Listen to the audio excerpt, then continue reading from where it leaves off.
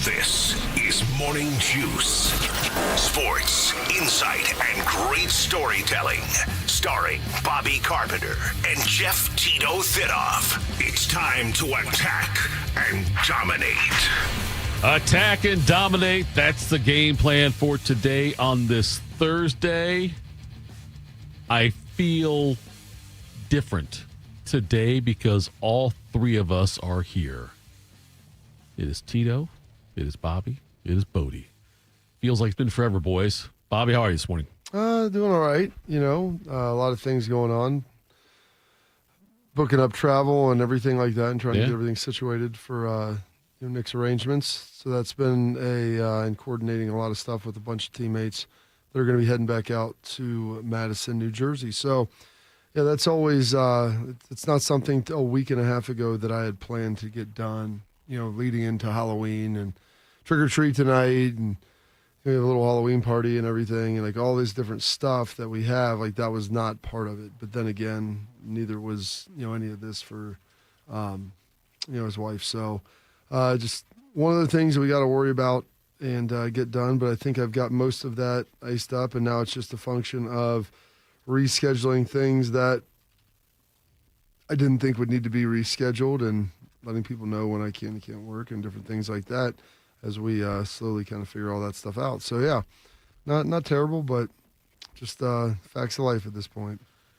We have got a monster show lined up for you today. By the way, Morning Juice sponsored by Riverside Bank and Dublin Event Risk Elite Protection. 2 full hours here on YouTube, the Fan app, and HD3. You can download the show anytime. Catch us from 10 a.m. to noon on 10 TV+. You can hear a replay of this show on the Fan 2, 1460 a.m. from 1 to 3. Where else can people see us live there, Brody? That would be on Facebook and Twitter. And it is Brody today because it is a Thursday because that means what we've got. We got Ya Highness on after doing NFL picks around 7:20. Before that, though, at 6:40. Good. Yes. At 6:40, we'll have Jeff Pearlman on, the author, who's written a lot of really great sports books. He wrote for Sports Illustrated for a long time, too. He's got a new book out about the life of Tupac Shakur. And it's fascinating. We'll talk to you about it. But some of the stories that are in there are fascinating, and also just the fact that he took this project on, which is totally different than anything else he's ever done. We'll talk to him. He is also going to be live from California, which will be 3:40 a.m. out there.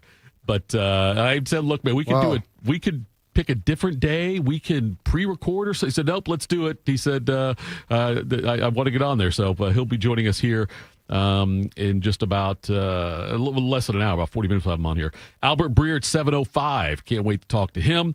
Lots going on in the NFL, including tonight's game. You've got the Ravens and Dolphins facing off in Thursday Night Football. Lamar Jackson is back. Ravens are trying to make a push to get back into that AFC North race.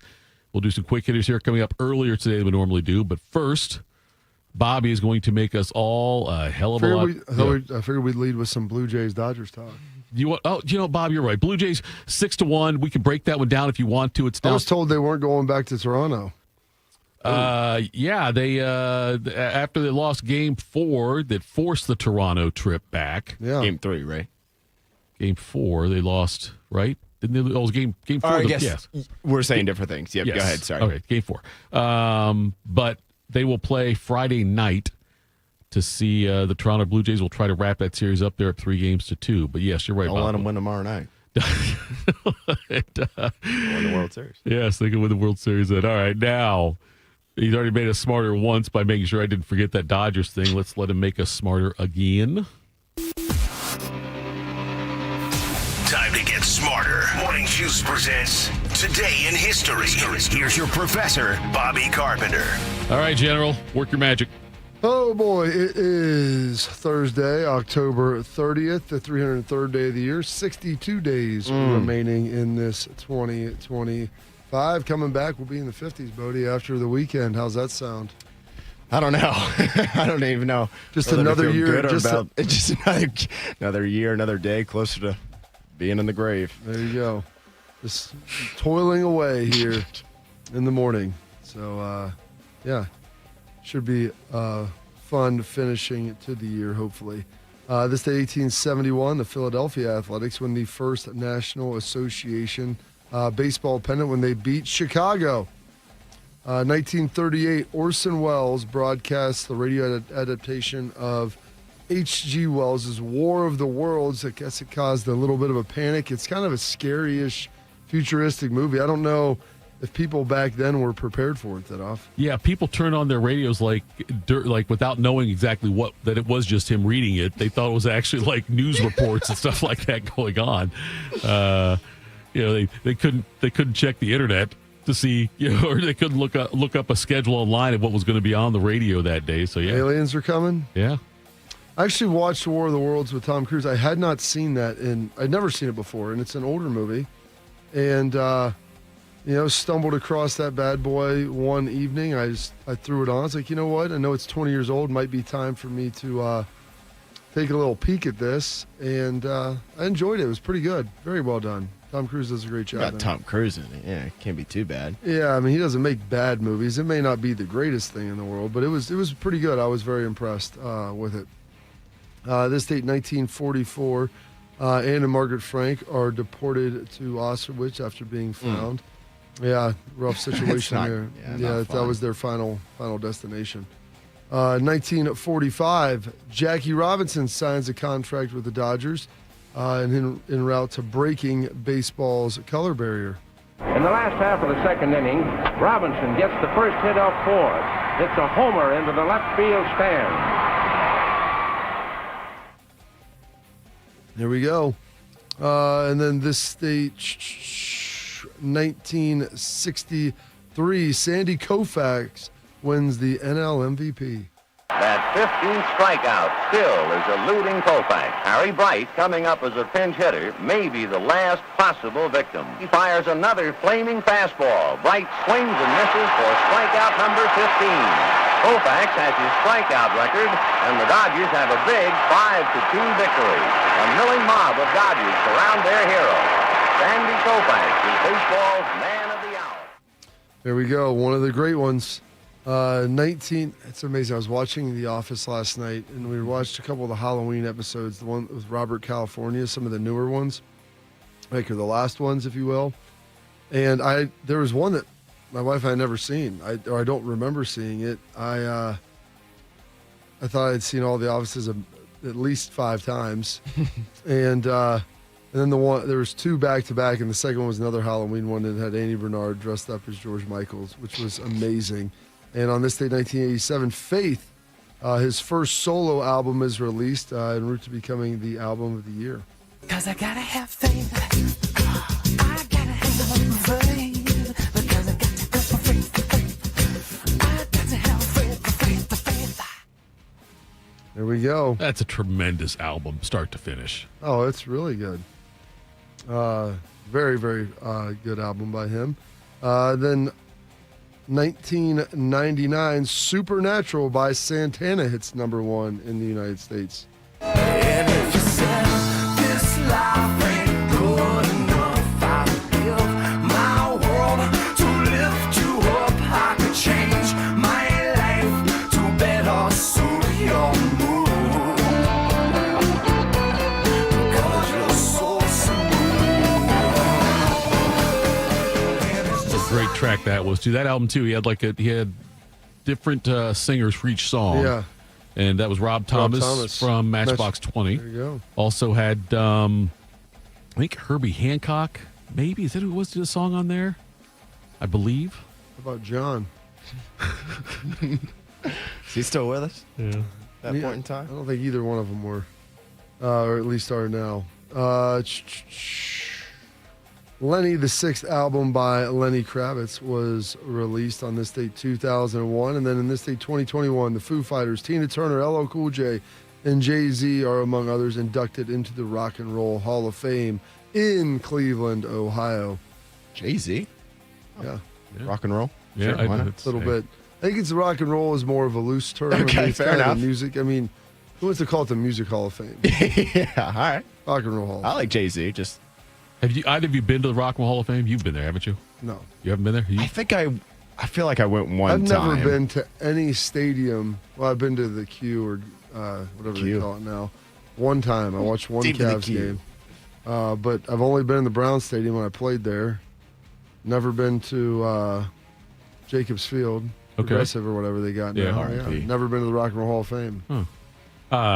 This is where I would, if I were immature, I would say, have you ever been to NWA? But I'm not going to do that, Bob, because it's not my style. I was at that Browns game too, Bob.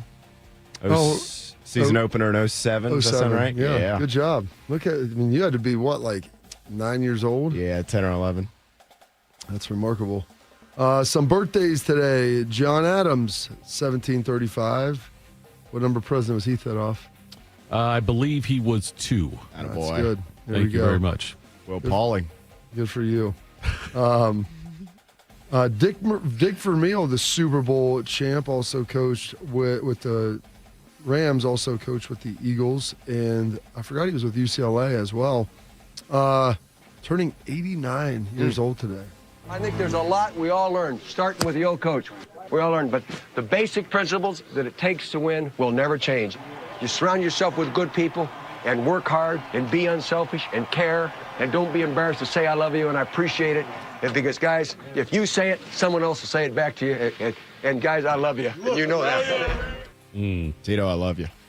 Bodie, I love you. Bobby, I love you also. It's he had 3 different head coaching jobs in the NFL, right? It was Eagles. He went UCLA straight to the Eagles, and then So he took like 20 years off. Yeah, and then was it Rams and Chiefs or Chiefs and Rams? Rams and Chiefs. Rams and Chiefs. Okay. Rams and Chiefs. But yeah, he was a broadcast for a long time. He and Brent Musburger, right? Mm-hmm.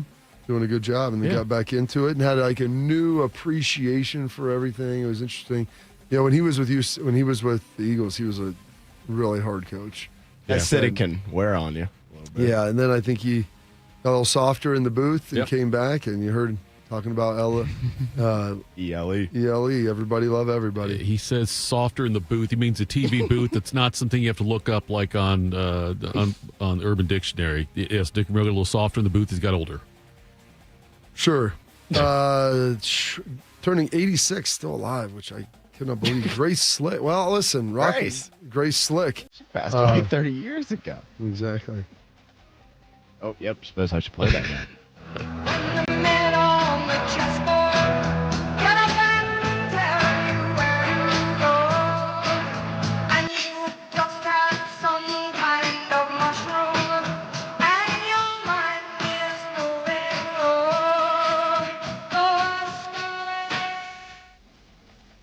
That is what's that song? That's the With Jefferson Airplane there? Rabbit. No, Yeah, it's like White Rabbit or White something. Rabbit. Yeah. White Rabbit. That's what I can remember. Her voice is like, it is piercing, man. It is absolutely brutal. Yeah, she. Like it just like not bad, but I mean, just when I hear it, like it almost scares me. Yeah. Like when she wants somebody to love, like it's her just the depth of it and the like the it's so rich, if you will. Phil. Yes, you know what it is? It's girthy, And it is. as Schlegs would say. The girthy 10. Oh gosh, turning 80 today. Just a lot of legends. Coaching legend. Well, coaching legend for the Southwest Louisiana State Mud Dogs, Henry Winkler, better known as the Fonz. You know, when I was your age, my mother told me not to get a tattoo of Roy Orbison. But what Mama don't know won't hurt her. I trust you'll make the right decision. That's so good. What's that? Which one's that? That's Waterboy. Okay.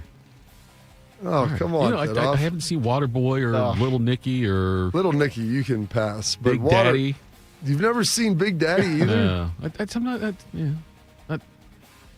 I'll send you some links. I have not even seen clips of Waterboy. Oh, or any I've seen a couple of clips from Big Daddy, but no clips from that. Waterboy is good. Coach O's in it, too. Coach Farmer Fran.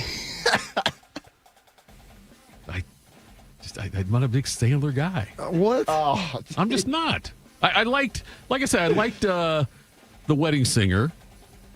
I love Wedding Singer, but that's one of his more underappreciated ones. I thought Happy Gilmore was decent. I haven't seen the second one yet, but If you only thought the first was decent, you probably shouldn't see the second one. I've been holding off on it, Bob. Artie would like it though. Yeah, I'm sure Caleb loved Artie. I'm sure if we do another weekend at Carp's house for Artie, I got a feeling he'll see that movie. He'll probably see Tommy Boy. There'll be a few movies he will see that I was not ready for him to see, but he was ready to watch. That's good. Yeah, that's all you need to know. Yeah. Let's dive on in. Water's fine. What else we have here? Chris Slade turning 79 today. He was the drummer for Manfred Mann. Oh, we didn't get any from there. Oh, don't worry, though. Another star of stars. We lost him way too early a couple years back. Born on this date, 1960, Diego Maradona. Maradona just walked away from Huddle then. Valdano, Hodge and Maradona! They're appealing for offside. The ball came back off the foot of Steve Hodge, and Maradona gives Argentina the lead. The England players protesting to the referee. But the little man who started it by walking past Glenn Hoddle, that's where the ball came from Hodge. Maradona had continued the run forward. And the goal is given. There he was, one of the best. Some people say he was better than Pele. It's a little bit of a point of contention, if you will. But I will say this, All-American partier, Diego Maradona. He was winning on and off the field. The rapper Snow, the Canadian, turning 56 today. Informer. I mean,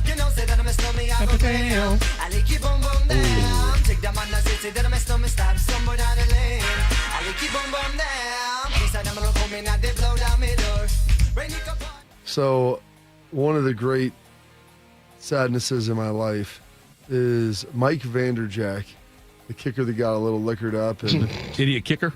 the idiot kicker. Yeah. Also was idiot kicker for the Dallas Cowboys for a handful of games. That's right, yeah. So they had brought him in. He was an interesting fellow. Oh, gosh. Yeah, he reminded me like of Vanilla Ice, but he's Canadian. Vanderjack is Canadian. Oh, he is? Speaking of Vanilla Ice. And he knew Snow. Really? And he was going to have his charity event, and Snow was going to come perform, which I was really excited about. And, I mean, it was a little bit of nostalgia in there. Like, I don't think he was releasing any new music at that point in time, but Snow was going to perform. And then they cut him like a week or two before, and he left, and we didn't have it. Like, so I was sad. So that was Snow's, obviously. That was a song that he and his producers, whatever, the record people thought, this is the best song we can put out. Yeah. I would like to know what songs didn't make the cut from Snow. Because I don't remember ever hearing another Snow song. That was a banger. That was a banger. He was Odin. He was one and done. Listen, man, I'd rather have one than have none. Yeah, it's better to loved. Everybody wants to complain about one and done. You know, people one-hit wonders. I'm like, well, the other alternative is you're never a wonder. A lot of no-hit wonders. There's a lot of strikeouts up there. You're right. So just appreciate for what you had. It's Yes. impossible to be grateful and unhappy at the same time, Thitoff. I was hoping to see Snow, though. And then turning 32 today, who is he quarterbacking? The Commanders, Commanders right? Yep. now, yes. Mr. Marcus Mariota. Mariota has good protection, loops it downfield, and Marshall is wide open and running free. They will not catch him. It can happen so quickly for the Ducks. 70 yards on the first play of the second half for Oregon. Oh, he'd be a better pro. Yeah. He's hung around a long time, 10, 11 years now, but I thought he'd be pretty good coming out of Oregon. Yeah, and he's been a really good backup, but never really, I think, busted through with Tennessee. And some of that may have been situational. And, yeah, there's a lot of stuff that goes into being a successful quarterback, and it's not the easiest thing in the world. Imagine being that. a backup quarterback, though, in the NFL is a pretty good job. That's not bad. Yeah. And he comes in, he plays. I was going to say, he's been... They just got to win when against not San Fran. I think they killed the Raiders, right? The Raiders, about a month ago. When he was out, when they lost Monday night to Kansas City. But listen, that's no. And a lot of teams do that. No crime in that. Some holidays and observances today. It is Buy a Donut Day, Checklist Day, Create a Great Funeral Day. The Haunted Refrigerator, National Candy Corn Day. How about that? This is a big one for you, Thitoff. National Texture X Day. Pumpkin Bread Day. Kind of unlimited texting on my phone. Exactly. And those historical events, your birthdays, your passings, your holidays, observances for this date. October 30th, the 303rd day of the year, and 62 days remaining in this 2025. Well done as always, General. By the way, I want to give a special shout out to Troy. Troy in the chat. T-Roy? T-Roy in the chat. He's in Arizona, so he's also up early to listen to this show. And he tells us in the chat that he just got home, which sounds like a banger of a night if you're just now getting home in Arizona. Is he out there hanging out with Ya Highness? Right, that's what I'm wondering about, too. And then I said, we'll have Bodie do a poll just on our Twitter page because doesn't touch everybody. We've learned the lesson on that one. Will Troy stay awake for the entire show, yes or no? I also have another one I'd like to do is, since it's National Donut Day, will Fish bring us donuts this morning? Yes or no? What do you think on that one, Bob? Probably. I'm going to say a negative on that one. I don't know that he's aware of that. So he's listening right now, so now he knows. Yeah. He's got to be listening. What about the Troy thing? Do you think Troy coming in from last night just now will be able to stay awake for our entire show? I don't know, man. There's a song that was saying, I get up in the evening, I ain't got nothing to say. That's true. I come home in the morning feeling the same way. Yes, that is true. It's hard to leave when you can't find the door. That is also true. And apparently Troy found the door about 3 o'clock in the morning out there in Arizona. So Wednesday night. That's a strong Wednesday night game. I'm telling you, I was talking about that too. Like, that's not even like a weekend. That's just like Friday morning. All right, Thursday night, get it rolling. I mean, Wednesdays, although I did have a friend in college who had told me that going out on Wednesday night was the sweet spot? Yeah. Because it gives you enough time to still get rested up before the game, like if you go out on Thursday night. Right. And he goes, when people go out on Wednesdays, he's like, they're down for business. He goes, everybody goes out on Thursday nights, but the folks that go out on Wednesday, dedicated. It was a unique group. He goes, in Thursday's practice, he made a very compelling argument. So Thursday's practice isn't all that hard, gives you an extra day to rest in there. And I'm like, well, do you go on Thursdays then? He's like, I always tell myself I'm not, but I usually do anyway. But the Wednesday night, and I'm telling you, it was very underrated. I did it a couple times. Aaron in the chat, by the way, fires a shot. Tito, based off Area 1C, I would say you celebrate National Donut Day every day. Yes. Shot across the bow. That's 5 spitballs at Battleship, Bob. You're going to have come a lot stronger than that. Coming up next, we're going to do some quick hitters. Morning Juice. Hey, does this sound like you where every step or reach is a reminder that it hurts? The pain is there. A reminder of what you're not able to do, how far you've drifted from that life you used to have and love where you didn't have the pain. Listen, if this is you, if this is a family member, you need to talk to them about it. You need to do what I did and go to QC Kinetics. They've got the answers for you, the relief without the scalpel, without the surgery. At QC Kinetics, they tap into your body's own regenerative power. The damaged tissue, it can be healed by itself. It's not science fiction. It's your body's comeback story. The very cells in your body can help you get healed with no surgery, no pills, no long recovery, just remembering how to move and feel alive again so you can golf, hike, do all the stuff you love to do. So go check them out at qckinetics.com/Columbus or 380-208-4544. They have offices all over Columbus, so be sure to check them out at 380-208-4544.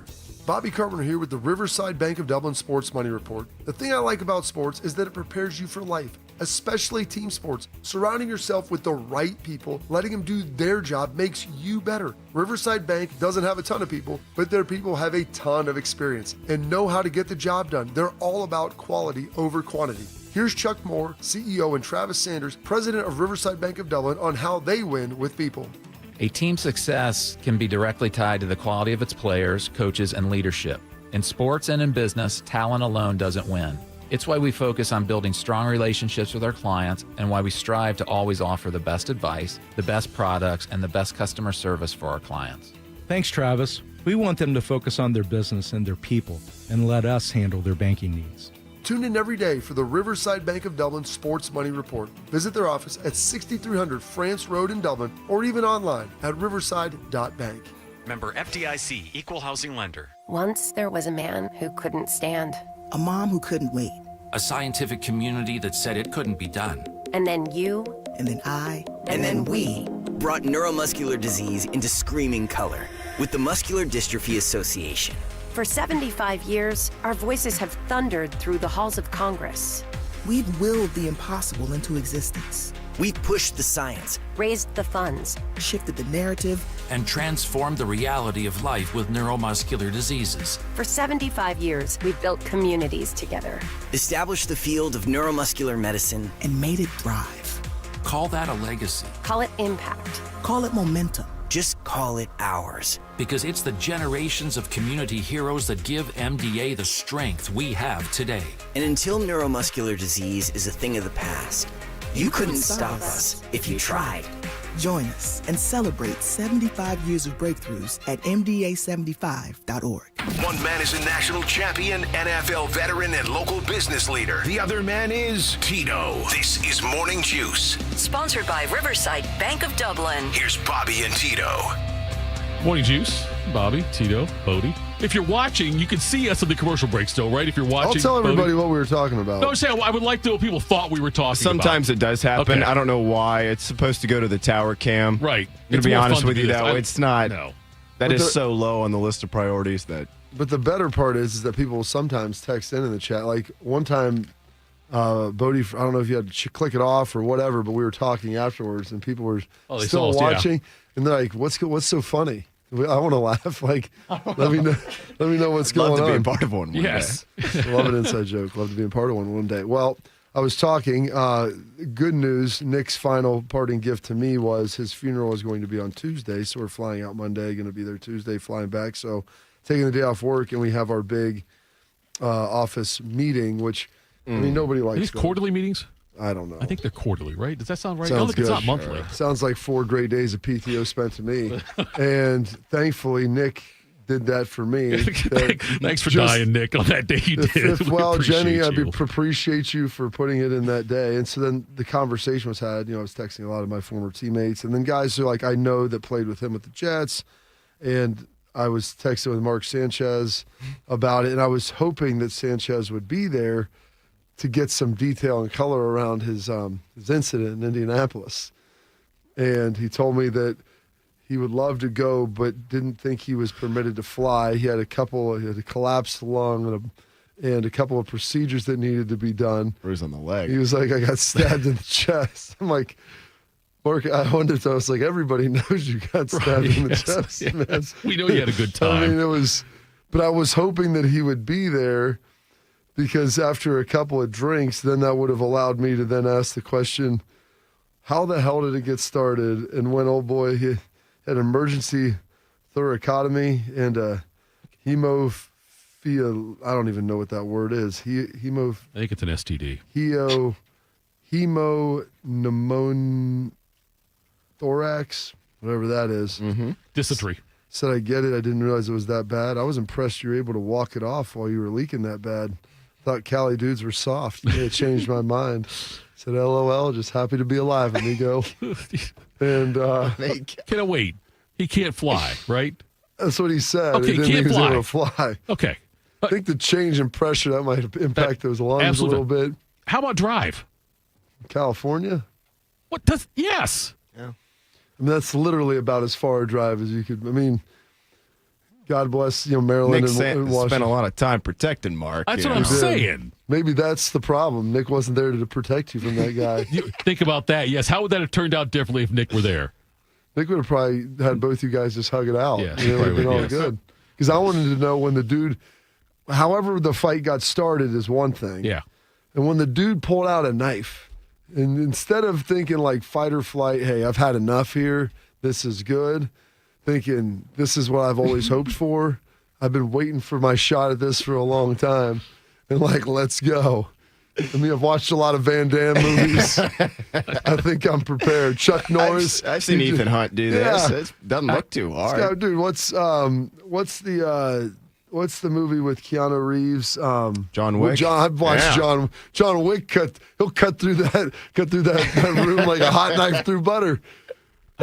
using the speed. I mean, no one. And plus, when they get hit in the movie, he's like, just a little flush through. Keep walking, put some pressure on it, keep it together. No one talks about the surgeries afterwards to repair your lungs and everything else that's going on. But just like I said yesterday with my first marriage, and there were times it was not win-loss tie, it was loss-loss tie. That's the most you could do is loss-loss tie in that situation. You can't get a W in the standings column if you beat up that guy. Sanchez was in a loss-loss tie situation. And John Simon, he does jiu-jitsu, and they do like some self-defense stuff with it. And the guy, his instructor, one day they were talking about handling a knife situation. Right. He goes, I'm going to tell you this. He's like, there's no winners in a knife fight.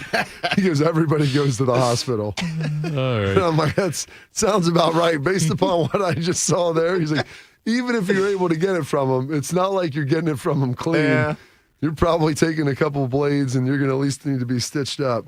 Maybe you have to get that hemothorax or whatever, the other stuff that I was talking about. Dysentery. You got dysentery, but... all right, we got Jeff Pearlman coming on at 6:40, so let's go ahead and do our quick hitters.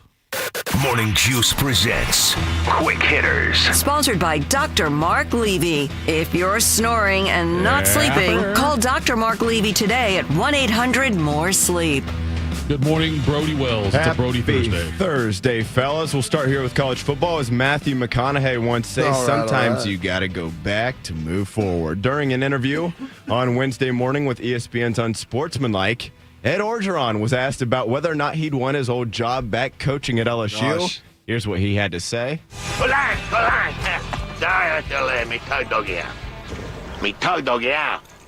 Okay. Just have the defense run sprints. I'll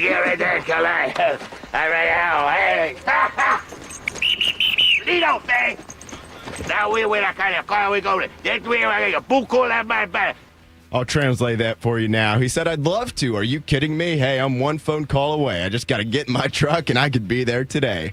Coach O continued saying, yeah, I'd consider it. I love LSU. I still got my home down there in Baton Rouge. I loved when I was coaching for Coach Miles, being the defensive line coach there. I love the Tigers, and if I'm getting back into coaching for sure, I'd consider it, no doubt. He also gave some insight as to what he thought the Tigers should be looking for in their next head coach, telling ESPN, I think that's one of the things, whether it's true or not, the look from the outside is Brian Kelly never embraced the state of Louisiana. When you get those guys on your side, it's very powerful. I think getting everybody to pull in the same direction, like Pete Carroll did, like we did, one team, one heartbeat, is going to be the key for the next coach. Bobby, I don't know that Coach O is going to be the next head coach at LSU, but I definitely don't think he's wrong on that last part there. No, it's a big piece. Understanding the culture of the community that you're in, the state that you're in, the traditions that they have. And, whether that's at a place like Ohio State and everything that comes with that, there's certain traditions you've got at Alabama and LSU and different places you've got to lean in. And LSU is always a joke because Jacob Hester, I was working with him yesterday on XM. He told me his passport expired. I said, well, then how do they let you leave the state of Indiana? It's Louisiana, because there's truth to that. I mean, it's like its own country down there.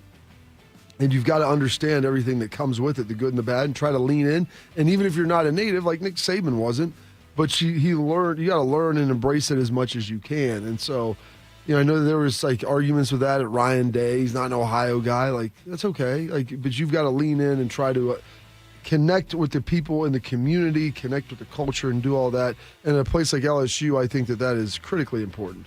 As people who want content, I would love to see Orgeron back at LSU. Here's the thing. It'd be interesting. If he comes back even as the D-line coach, is there offset language, or do they have to pay him twice? Can you get that's fair. Good point. Is he still getting paid? When's his buyout up? Back when he got let go, I can't believe the buyout was $17 million. Is that what it was? Yeah. He said, they told me to fire. You're getting paid $17 million. He said, where's my box? How fast do you need me out of here? Which door you want me to walk out of? Yeah. He won't. I wish he would be. God, that'd be so much fun if he's head coach at LSU again. They'd be so much more watchable. Would they?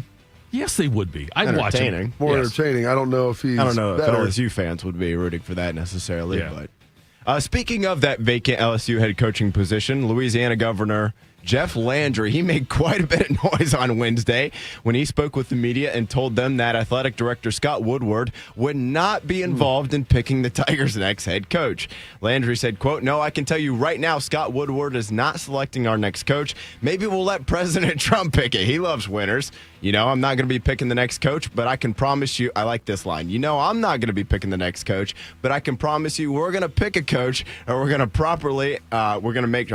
make sure that that coach is successful. We're going to make sure that he's compensated properly, and we're going to put the metrics on it because I'm tired of rewarding failure in this country and then leaving the taxpayers to foot the bill." Landry was also critical of Scott Woodward's past between the $50 million buyout that LSU is set to owe Brian Kelly. Woodward was also at Texas A&M when he hired Jimbo Fisher and gave him a 10-year, $75 million deal. Tito, this situation, if that is all true, seems like a total mess. Oh, have the governor come out and say that the AD is not going to hire the coach. Well, they don't have a president right now. Right, yeah. So that's the problem. Sure. And that is amazing that he said the quiet part out loud. Like, he's not going to be in charge. So I'm not picking him. I guess their Board of Regents are putting together a committee and everything, but that's how everyone got on Ross about the Jimbo buyout. I was like, he didn't give him that deal. Somebody else did. Yeah, he didn't sign him to that deal. And then they told him to fire. Like, it's basically when the Board of Regents say he's done, right? Who's going to pay him? We got the money. All right, well, there you go. That solves the. He always says money's the answer. Now, what's the question? Right. So we got that taken care of. But this is wild to think of this. You want alignment in your university, and this is the first time I feel like we've had it at a great degree in a while here between President Carter, Ross Bjork, and Ryan Day. And, like, I mean, you can argue those are the three most important people in the university. Sure. And arguably State maybe of Ohio. the three most important people in the state of Ohio. I mean, the only thing that would be better is if you had, like, Jim Tressel coming out and, like, saying this, you know, Mike DeWine, we're gonna have Tresco back, and I'm going to loan him out, and he's going to steady the ship for a minute before we figure this thing out. But I mean, that's where we're at now in college football. And so as crazy as this is to think, it's big business. And in the state of Louisiana, it's similar to Ohio. I mean, the head coach at Louisiana is the most visible public figure in the state. And he's getting paid the most. Mm-hmm.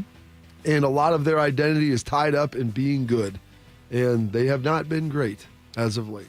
It'll be interesting to see how the whole thing plays out, though. I wish maybe there will be a 30 for 30 on this and how this all goes down from the time that they hired Brian Kelly to when they hire the replacement coach. Would be fun to watch. So that's it for the quick hitters. Nice job as always, Brody. Coming up next, Jeff Pearlman, the author of many successful sports books, and most recently he just released a book about Tupac Shakur. We'll talk to him next from California. This is Morning Juice. Hey, Buckeye fans. As the official wing sponsor of Ohio State Athletics, Roosters is kicking off an incredible giveaway you won't want to miss. This football season, we're giving away 12 ultimate Buckeye experiences. 3 drawings, 12 winners with prizes including tickets, sideline passes, and 3 trips to a Buckeye first-round postseason game. Go to roosterswings.com to register and see all the details. 3 drawings, 12 amazing prizes. Register today and every day. Roosters, a fun, casual joint. You know what hope is? Hope is action. Carving a path forward, even when it's hard. And kids who still know how to dream.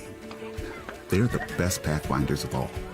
So at Child Fund, hope means helping millions of children living in poverty worldwide to grow up healthy, educated, skilled, and so all those good things can come true for them.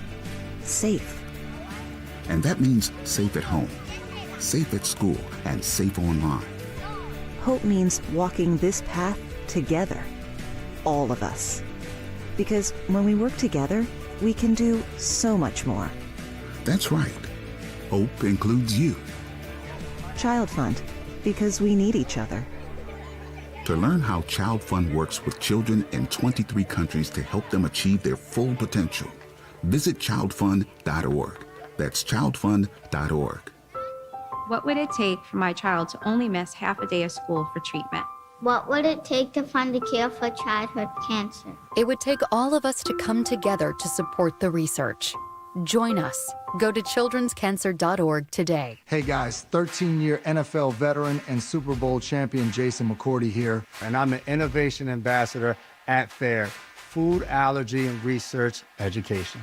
I would say the most challenging thing as a parent of a kid who has a food allergy is probably the ignorance that I myself had in the beginning. I didn't know what anaphylactic shock was. I didn't know the dangers, let alone the things that she needed to be able to have a normal life. When you go to drop your kid off, and every single time in the beginning, we'd have to go through everything she was allergic to.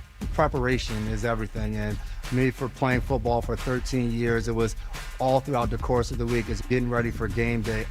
When you're on the field, you're playing for your fans. At home, you're playing for your family. My playbook: read labels, keep it allergy friendly, and have an epinephrine nasal spray as a backup plan. Because when my family's safe from food allergens, that's the real victory. Visit foodallergy.org to learn more. Cancer screening can save your life. Begin cervical screening at age 25. At 45, colorectal and breast screening. At 50, discuss lung screening with a doctor. Find resources for free and low-cost screening at cancer.org/getscreened. This is a public service message from the American Cancer Society. Attack and dominate, YouTubers. You're locked into the Morning Juice. Morning Juice. We'll get Jeff Pearlman on here shortly from California. We'll get him on here. But yeah, his latest book it is the one about Tupac Shakur there. Only God Can Judge Me. The Many Lives of Tupac Shakur. And he's got some great stories on this, too. I know he's been doing the going around and talking to different shows and whatnot, but there's some fantastic stories here about this. So anyway, we'll get him on there shortly, but The Only God Can Judge Me, The Many Lives of Tupac Shakur is now out. Here's what I can't wait to ask him. Yeah. Is he also wrote a book that, I mean, I'm the only one in here that's never read one of his books, and I feel kind of bad about that. He wrote Boys Will Be Boys on the 90s Cowboys dynasty. I'm going to say, after writing the Tupac book, whose life would he rather have lived in the 90s? Michael Irvin, Tupac Shakur? That's a great question. Yeah, I don't know about that. Who are you more surprised? He's still surprised that one of them is alive. Right. Yeah, he's written a ton of books. He started off. He was the first time I remember hearing Jeff Pearlman's name was he was the reporter with the John Rocker story. Oh, that's what he has a book about. Yeah. No, he didn't have a book about that. But he was a reporter for SI. Yeah, that's kind of when he first was. That was with the quotes about New York when he's out there hanging out, sitting with on the subway. Yes. Who would want to live there? Pearlman says he's on the site right now. Is it? You do not see him on there? I do not. You guys don't see him either, I see a picture of him here, but I just see like that right there. You want to see it, Bodie? I see that. Yep. Okay. I don't know. Can we give him a phone call or? Yeah. Can I give you his number? Yeah, text it to me. All right, I'll text you right now. Sorry. There we go. Good job, guys. We can make this. We're solving problems. Yeah, we can make this work. Sorry. It's okay. It's all right, Thitoff. I know that's really hard. I'm actually reading a book right now. It's talking about the inability for people to multitask. No, I can but Bobby, I'm a little nervous here right now just because because you're trying to look something up, text, and do all that at the same time while having a conversation, and that's not the easiest thing to do. I know. All right. I mean, that's what it talks about your ability, and you actually it's a misnomer. Your brain cannot do two things at one time. It's how quickly can you. Have you ever tried to tap your head and rub your stomach? That, it's not too hard, but those are like physical things. But you have like two sets of operating systems in your brain of how you think and what you do. Pretty interesting. Yeah, so we'll get Pearlman on here shortly. By the way, if we go a little long on this segment, I don't care. I know I'm supposed to be out here by 7 o'clock because of the way that it makes life easier for Bodie and Albert Breer, Plus. I can't. Yeah, you got Albert Breer. You're right. We can't go much longer than that. Anyway, we will get Jeff Pearlman on here. But yes. So yeah, the Bad Guys one is one he wrote about the '86 Mets, a season of brawling, boozing, bimbo chasing, and championship baseball with Straw, Doc, Mookie, Nails, the Kid, and the rest of the 1986 Mets, the rowdiest team ever to put on a New York uniform and maybe the best. So he also did the unauthorized biography of Barry Bonds. He did that Cowboys one we talked about. Let's talk about. He did Sweetness too, more of a positive one. Yep. The Sweetness one he did. He also did the Rocket That Fell to Earth about Clemens. How about the Winning Time, which they then took that and was it the Showtime show that they he did two in the Lakers. Yes, he did. And now we are joined by him, Jeff Pearlman, joining us right here on Morning Juice. Jeff, good morning. And I'm curious, are we the only ones that tried to get you at 3:40 a.m. Pacific time, or do you have to bump somebody to get on here with us? I was going to do I was going to do Eisen, and then I was going to do all the smoke, and then I was going to do actually Kimmel. So that I thought, no, I am reserving my 3:40 a.m. slot just for sports radio in Ohio. I'm doing it, and I'm doing it, and here I am, man. Appreciate that. We were listing off some of your books there. You've done, obviously, you've done all these great sports books. And what led you to want to do something completely out of your comfort zone with Tupac? I mean, I think it makes life interesting if you don't just do the same thing over and over again. And I've written 10 books all about sports. I grew up a huge hip-hop fan. I'm a big Tupac fan. I always thought there was a mystique to his life, not unlike when I did a Walter Payton biography, and there's a mystique to Walter Payton, and Brett Favre, there's a mystique to him. But I just wanted to do something besides athletics, and I thought this was kind of an interesting twist on it all. So I feel bad. I'm the only one here who has not read any of your books, Jeff, and our producer, Bodie, is a big Dallas Cowboys fan, and he has read your Dallas Cowboys book, which is awesome. And one of the great things is always the intersection between sports and music, and the athletes want to be musicians want to be athletes. Upon writing some of your stuff, I mean, there was some good ones in here, like The Boys Will Be Boys, some of the stuff on the Lakers, the Mets. When you're writing that, and then you're writing a book on Tupac and some of the things that he was involved with, and these guys, the way they live, is there anyone in there that surprised you the most that they were able to survive and perform at a high level despite some of their off-field or off-stage tendencies? I mean, I think Tupac was self-destructive in a lot of ways. Like he was this brilliant performer, amazing writer, and at the same time kept getting in trouble, kept getting into incidents. I mean, he famously beat up the director Alan Hughes, on the set of Menace to Society, and basically kind of blackballed himself from film for a while. As Alan Hughes said to me, James Cameron and Steven Spielberg, it's hard enough being cast as a young black man in Hollywood back then. The big directors, once they find out you beat up directors, are going to have a hard time, So, yeah, but I was thinking, let me ask you guys a question. I have an idea for our next book. As a kid who grew up in New York, what about a book about the Rob Carpenter, Butch Wolfork, New York Giants backfield of my boyhood? What do you think? Yeah, I don't know if that's quite going to probably quite bring it home in the same way. I mean, those teams, the early Parcells teams did have some intrigue to them, but most of that I think was probably due to LT and some of the guys on the other side of the ball. But my dad, I know, will appreciate the shout out on that. He is Jeff Pearlman, the author of Only God Can Judge Me, The Many Lives of Tupac Shakur. And I know the answer to this, but I want you to say it out loud. I want to know how many people you interviewed for this book, and then you've got to tell the story about the Brenda's Got a Baby stuff. Yeah, so I interviewed 652, which is, so you put your work in. And so the song, Tupac's, one of his early big songs is a song, Brenda's Got a Baby. And it was inspired by, in 1991, he was filming the movie Juice. And he was reading, he read an article in the New York Daily News about a 12-year-old girl in Brooklyn who was raped by a cousin and gave birth to the baby on the bathroom floor and threw the baby down the trash chute after she gave birth. And Tupac reads this article about this incident in the Daily News, goes into his trailer, writes a song, Brenda's Got a Baby, and I thought it would be really good to try to find the baby. And I worked with a genealogist named Michelle Sully, who's really talented, and we found the kid, the baby. And I met with him in Las Vegas, and he told me he was adopted by parents in Las Vegas after that happened.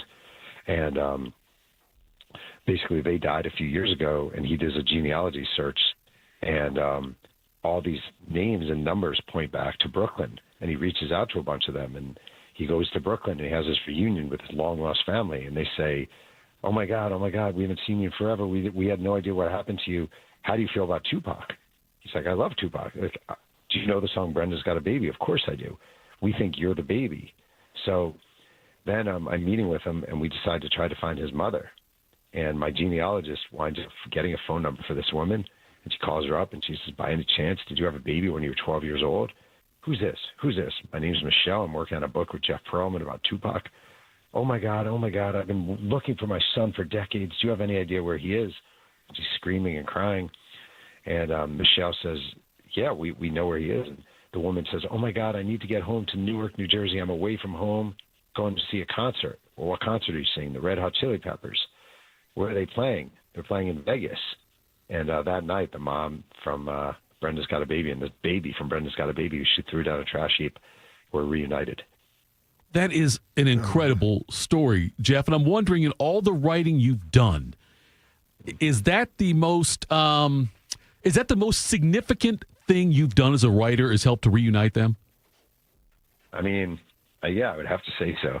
I mean, the chapter in my Roger Clemens book about his time in Boston was pretty meaningful, but I would say reuniting a daughter, a son, and his long lost mother, and the traumatized, past they shared, definitely by far the most important and most significant and most meaningful thing that's come from one of my books. Definitely, no doubt about it. That's probably. I mean, I would say that's probably. We're gonna put that in a class of its own, right there. Outside of that, through all of your books that you've written and all of the interviews, as you piece these together, what has been the most surprising thing that you have learned that you went into one of these research projects with? That, I mean, you try to probably go in without any assumptions that you found out or discovered along the way.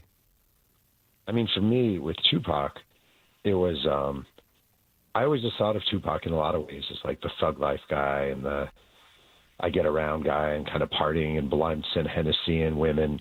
And like behind it all is just tremendous, tremendous trauma of a kid whose mom was a Black Panther, who was discarded by the very people she fought for, who wound up a crack addict, a kid who grew up in absolute poverty, oftentimes homelessness, with rats scurrying up and down the floorboards of where he lived.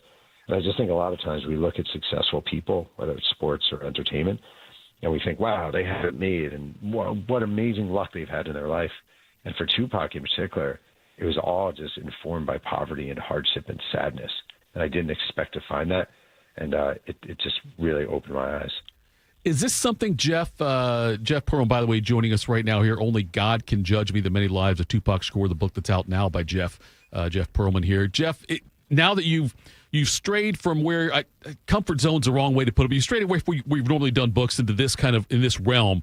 And I can remember when you first told me you were going to do a book on Tupac.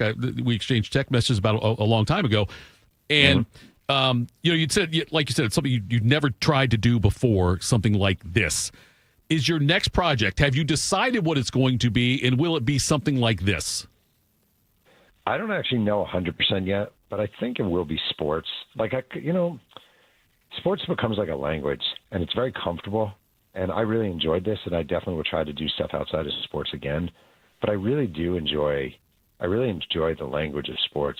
I've thought about doing like a trilogy book. Like I wrote the book about the Magic Lakers, then I did the Kobe Shaq Lakers, and I'm kind of intrigued, not doing LeBron, but doing the Kobe Lakers after Shaq leaves, and they're sort of down and they're out, and everyone blames him for this, departure, and then somehow Kobe wills this team back.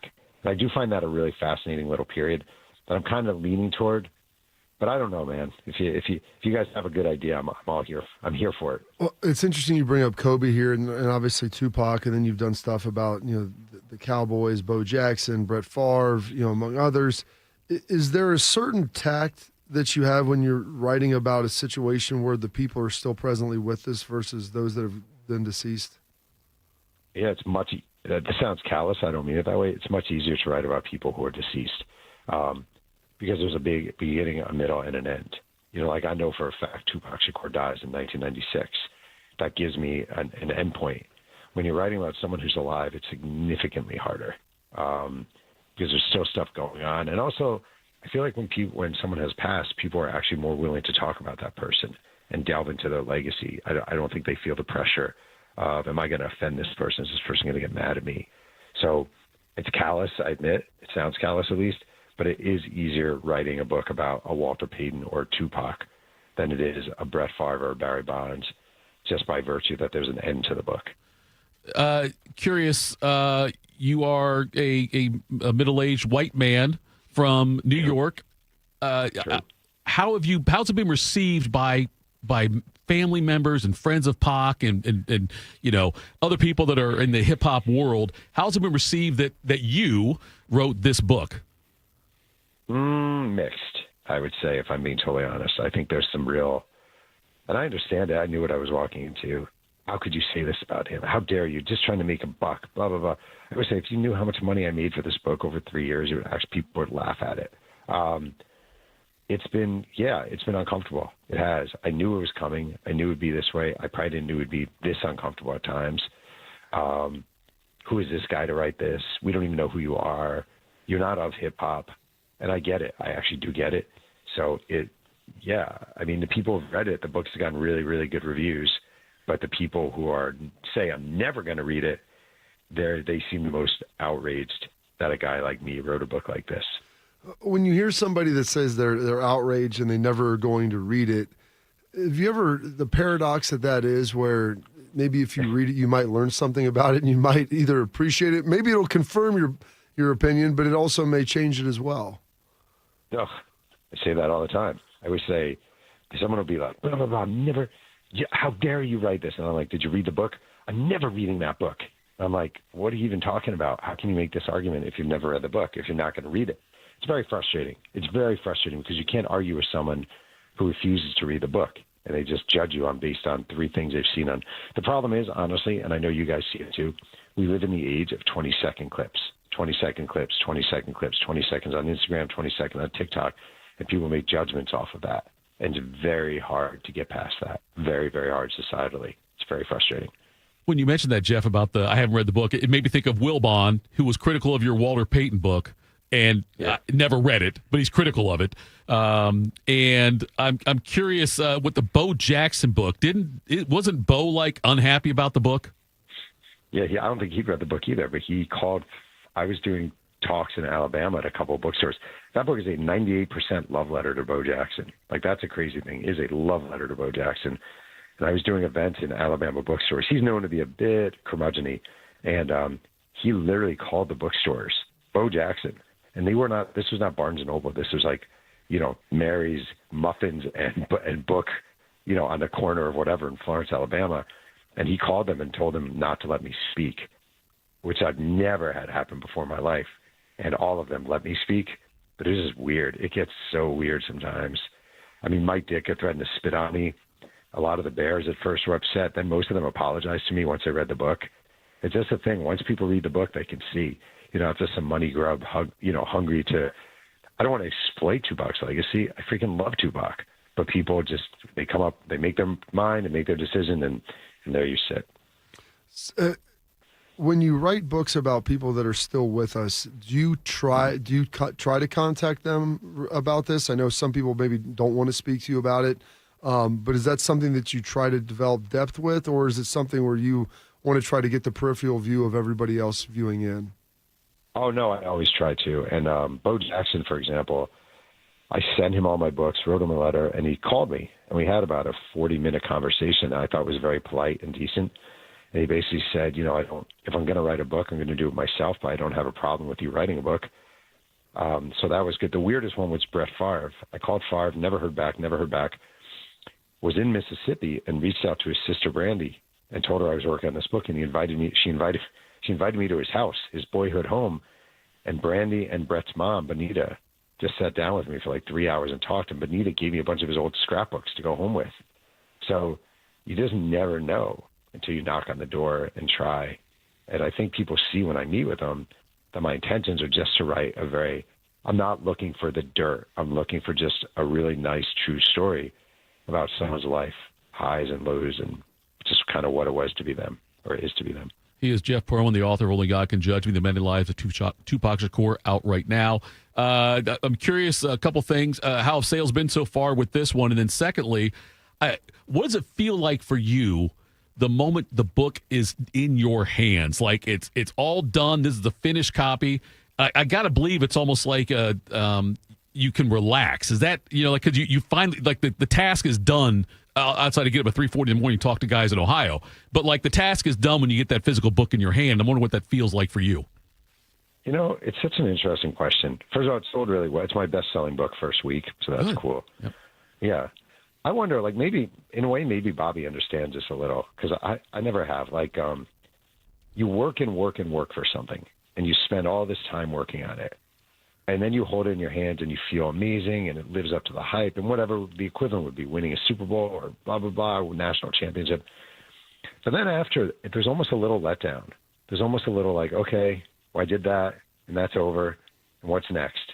Do you know what I mean, actually? Like that kind of like you bust your ass for something so hard and so long, it happens, and you have that moment of joy, and then you're kind of like already moving on to the next thing, and it fades. And it's almost a little bit of a bummer in a way. It's the ultimate paradox when it comes to winning and putting all of your effort into something like that.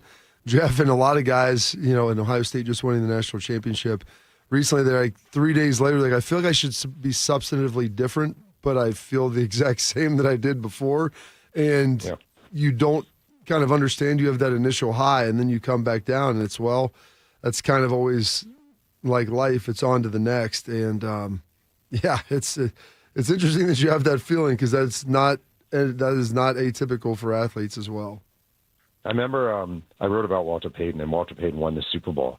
And, he'd been on some really bad Bears teams, and it's the culmination of his career. And it ends, and he's just profoundly sad. Like, he's not actually thrilled. He's sad. He has this, like, letdown moment, like, oh, this is as good as it gets. I just think, like, life is kind of a battle of highs and lows, and sometimes it's hard to know whether the highs are worth all the effort, I think they are, but sometimes I do wonder. Jeff, I went through and looked at our text message exchange, and it was October 30th, 2022, when you texted me, "Hey, I'm not going to announce anything yet, but I'm going to do this thing on Tupac." Almost 3 years ago to the day is when you said to me, "Hey, under wraps right now. Don't say anything about it, but I'm going to start doing something on Tupac." Amazing. That's almost 3 years to the day later. We're here talking about this. Congratulations on the book sales. Appreciate it, and thank you so much for getting up early with us. Only God Can Judge Me: The Many Lives of Tupac Shakur. One of many, many books that Jeff Pearlman's done that are outstanding. We appreciate the time, and shoot me a private text. Let me know the next project when so I can sit on it like this. All right. I appreciate you guys. Thank you so much. You bet. That was Jeff Pearlman there. God, I love talking to that guy about it. The fact he interviewed over 650 people for this book, and he went back and talked to classmates at the Baltimore School of Performing Arts that both Jada Pinkett and Pac were at, and talked to a lot of their former classmates and things. He talked to Pac's child, like a high school sweetheart kind of woman back then, and she showed Jeff she had over 150 letters she had saved from Tupac.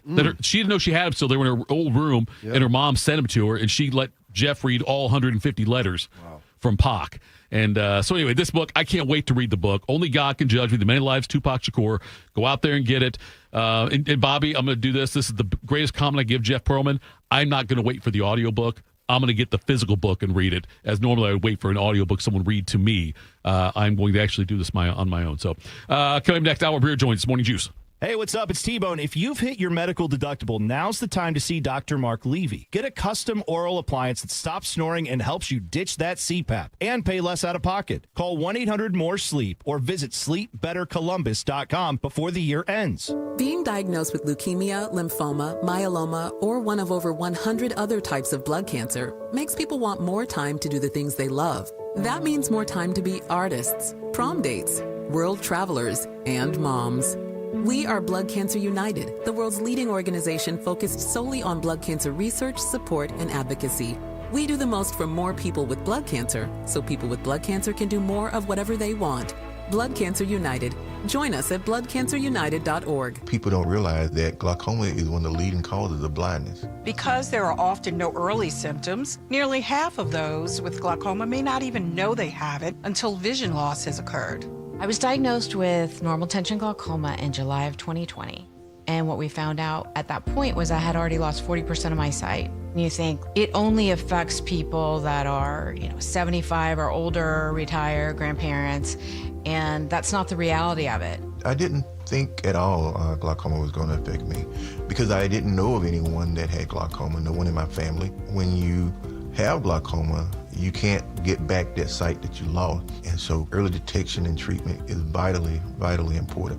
Don't miss life's most beautiful moments. Schedule an eye exam today. National Glaucoma Research, a bright, focused foundation program, offers free resources and tips for healthy vision. Learn how to protect your sight at stopglaucoma.org. Mommy, can I sit in the front seat just this one time? Please, please, please. No, not yet. But why? Because I love you, and you're just not ready yet. Now, get in the back so I can get you in your car seat, please. Putting your kids in the right seat for their age and size is an act of love. Check that your kids are in the right seat at NHTSA.gov/the right seat. Love protects. A message from NHTSA and the Ad Council. It all connects.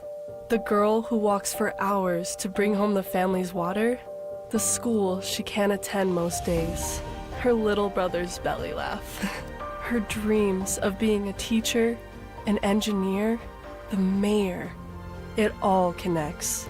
But at Child Fund, so do we, through everything we do, so every child can grow up healthy, educated, and safe. Because we need each other.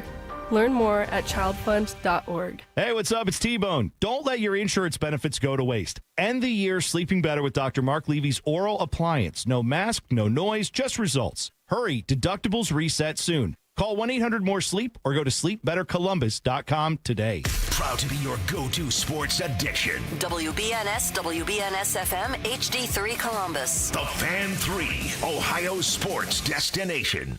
One man is a national champion, NFL veteran, and local business leader. The other man is Tito. This is Morning Juice. Sponsored by Riverside Bank of Dublin. Here's Bobby and Tito. We will get to Albert Breer here momentarily. First off, I want to thank you to everyone in the chat who appreciate that interview. I know that it's not a sports book we were talking about, but he is a very accomplished sports writer. As I told Bob, the first time I remember hearing Jeff Pearlman's name he was the guy who was with John Rocker. And when John Rocker did all the things said all the things he said on the New York subway and whatnot. John Rocker talked about professed his love for the New York City citizens and residents. Yes, that's what he said. So, and I will tweet out again the link, so to speak. Yes, right, to his book and whatnot. But Jeff Pearlman was outstanding, and I love having him on. Like I say, I know it's out of the normal realm, maybe of guests we would have, but I love having authors on, especially ones that are as dedicated to the craft as Jeff is. 650 people he interviewed. And I think that's about the number this next guy interviews every week was MMQB. It is Albert Breer joining us now. Albert, good morning, my friend. We just had Jeff Pearlman on talking about his book about Tupac Shakur. I'm curious, is there a book you want to write? Oh, yes. Well, just please don't call me an author. I'm not that. Okay. Yeah, I actually thought a lot about that. Like, I would like to do one at some point. It's just the day-to-day of my job. And I honestly, guys, like for me, it's like my kids being the age that they are right now, I don't want to miss things of theirs. And, eventually they'll get older and I'm sure I'll have more time to dive into stuff like that. If there was a book I'd want to write, see, you know what book? Did you guys, Bobby, did you read Jeff's Cowboys book? I did not. Bodie actually did. And I want to, it's phenomenal. Yeah. It is so good. Yeah. I mean, I've also heard his book on the Mets was really good too, on the 80s Mets, the 86 Mets. Yep. Yeah. Which I think is called The Bad Guys Won. He's done a great job with those. So I think I'd want to do something like that, like something like what Jeff's done with his books, where, I pick a single subject and I really dive into it. And I feel like some of my ideas, my friends have stolen some of my ideas would be like, like Mike Silver, who who's a good friend of mine and he's been a mentor of mine. He wrote a book on all the Shanahan coaches. That would be one that I would probably have thought of doing. Seth Wickersham wrote the Patriots book. That was really, really good. That's something I would have thought of doing. So you know what?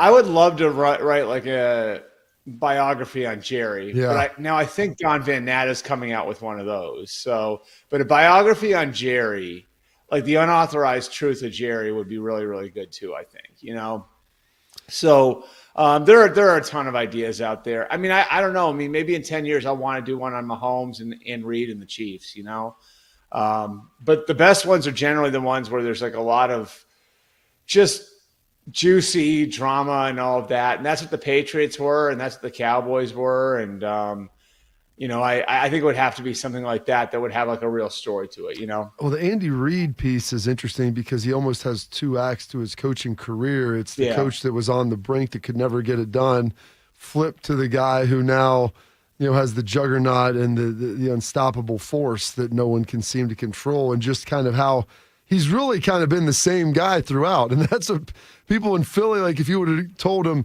hey, this guy will ultimately win multiple Super Bowls, I don't know if they would ever have believed you, but he's always been that same consistent coach. For sure. I mean, I think if you look at his record, it's actually kind of crazy looking at like what his record is without Mahomes versus what Belichick's record is without Brady. His record without Mahomes, I mean, it's still really, really, really good. And he was able to develop multiple quarterbacks. A lot of people will say, well, yeah, he had McNabb. Well, he's the one who drafted and developed McNabb and won with McNabb, So, Andy would be an interesting subject for a book for sure. I mean, going all the way back to him in the punt, pass, and kick when it looked like he was about 35 and the rest that's right. 8. That's tremendous. It is. It is a good point. I need to ask him about that at some point and they spelled his name wrong, right? Isn't that right? Yeah. It was Andy Ried, I think, right? Like this. Yeah. So I think Andy would be a good book subject too, for sure. And the helmet looked like like something you put nachos in. Like it was really tight on him. It seemed like that helmet, his helmet could bust through that thing, evolution-wise. Yeah, I mean, well, they probably didn't have helmets his size. They thought they were just bringing in a bunch of normal 13-year-olds, and that wasn't the case. Do you know who the best team in the NFL is right now?